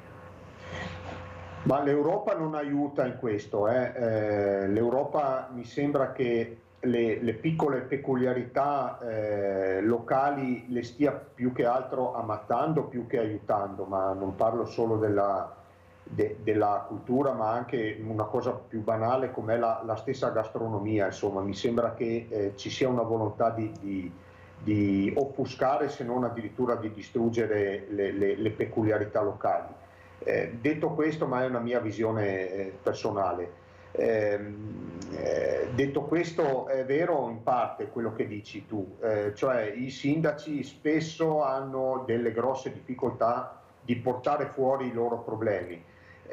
Bisogna anche un pochino cogliere però le persone e le ricchezze che abbiamo in questa regione, quindi ci sono le strutture che possono aiutarti. Io quando ho bisogno della regione Veneto, per esempio, non lo dico perché ho bisogno adesso, sono a fine mandato, quindi non sono in campagna elettorale. Si ricandida, sindaco? No, oddio, hanno aperto ieri il 4º mandato, quindi sotto i 5.000 abitanti saremo sindaci a vita, ma io ho sempre detto che un mandato è poco, 2 mandati va bene, 3 mandati è troppo, nel senso che inizia a diventare parte integrante dell'arredamento. Sindaco, bravo. Sindaco, devo chiudere, ma la inviterò ancora. Grazie per quello che ha detto, per la sua sensibilità. Professore, vediamo anche le foto, per cortesia, che hanno portato sia il professor Marco Mondi che la dottoressa Danila Dal Pos. Come chiudiamo? Ecco, vediamo queste foto. Ecco, con quale auspicio, professore? Perché... io adesso parlo da campanilista, parlo per Castelfranco. Noi a Castelfranco abbiamo ancora un ricco patrimonio, però non abbiamo infrastrutture, cioè non abbiamo un museo civico, che c'era fino allo scoppio della Seconda Guerra Mondiale, è stato chiuso ogni elezione, adesso è stato comprato Palazzo Soranzo Novello, anzi le 2 palazzine dell'ex Banca Popolare di Castelfranco Veneto, tragedie, e speriamo sia fatto il museo civico. Guardate che foto vi facciamo vedere, no, guardate, questo è il nostro patrimonio che è anche vostro, ecco. Prego. Questo in modo particolare è un esempio dell'unico muro del Palazzo Pretorio, quello con la Madonna prima delle Grazie, mantenuto proprio perché la Madonna faceva le grazie. Cioè, per cui questa cultura, questa tradizione, questa nostra identità deve essere rivalutata, deve essere fatta conoscere, deve avere noi a Castelfranco abbiamo possibilità, secondo me, enormi. Però non abbiamo nulla. Se avessimo un museo civico, se avessimo uno spazio espositivo adeguato per mostrare, come diceva poi il professore Adriano Mariuzza, Castelfranco è una città in forma di museo, che poi si mostra, si integra a tutte le altre strutture. Pensiamo a un altro mio sogno, impossibile ormai, dicono, non lo so, a un accordo con l'Università di Padova per Villa Bolasco. Pensiamo alla Torre Civica come museo medievale, pensiamo a Casa Costanzo come luogo dove esporre il nostro archivio storico. Pensiamo a Casa Giorgione, liberarla, Casa Giorgione, perché diventi davvero un centro internazionale di studi giorgioneschi, dove uno storico dell'arte, tutto no magari, però può venire a Castelfranco e sa che trova il 90% di quello che riguarda Giorgione, e Giorgione è la perla di Castelfranco. La gente, il turista arriva a Castelfranco per Giorgione, da Venezia arriva a Castelfranco. Perché quello che è riuscito a conoscere, esatto. Tutto il resto è noia. Tutto il resto deve essere presentato però, perché questa è la nostra ricchezza, questo è il nostro futuro, e io sono ottimista. Facciamo vedere il libro ancora, professore, perché merita veramente. Eccolo qua. Perché se si è riusciti a fare questo, si può fare anche il resto, e questo non è che sia chissà cosa, no, è un libro che mancava a Castelfranco. Il professor Giampaolo Bordignon Favero ha fatto altri volumi, il dottor Cecchetto ne ha fatti altri per quel che riguarda la storia, altri hanno fatto, però questo mancava, e andando a fare tutte le cose che mancano, finalmente Castelfranco potrà diventare un esempio anche per il resto del Veneto, anche per altri campanili che possono riacquistare la loro identità, la loro storia. Se un turista, Castelfranco nasce storicamente voluta dai trevigiani perché, d'accordo, terra di confine una volta con Cittadella e Padova, però perché era il centro con 30-40 km, abbiamo un raggio da Venezia, Bassano, Vicenza, nasce storicamente per questo. Se un turista invece di venire a Castelfranco mezza giornata, perché di più alla fine cosa ha da fare, vista la sacrestia, la nostra vera pinacoteca, viste quelle poche cose, va via, mezza giornata.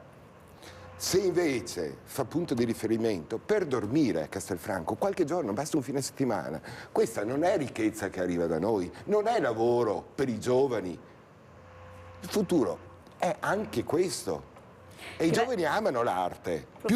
Devo chiudere purtroppo. Prego. La ringrazio, professor Marco Mondi, in poche parole, questo storico dell'arte che fa capire l'importanza che la politica ascolti questi lavori, perché ne guadagnerebbero anche loro, è là il problema che non si riesce a capire, c'è lavoro, c'è tutto nell'arte, nel mondo dell'arte. Grazie sia al sindaco Andrea De Bernardin, sindaco di Rocca Pietre, grazie al professor Marco Mondi, storico dell'arte, e grazie anche alla dottoressa Danila Dal Pos, architetto saggista di questa bellissima associazione che abbiamo presentato. Grazie a loro. Pubblicità. Grazie a voi.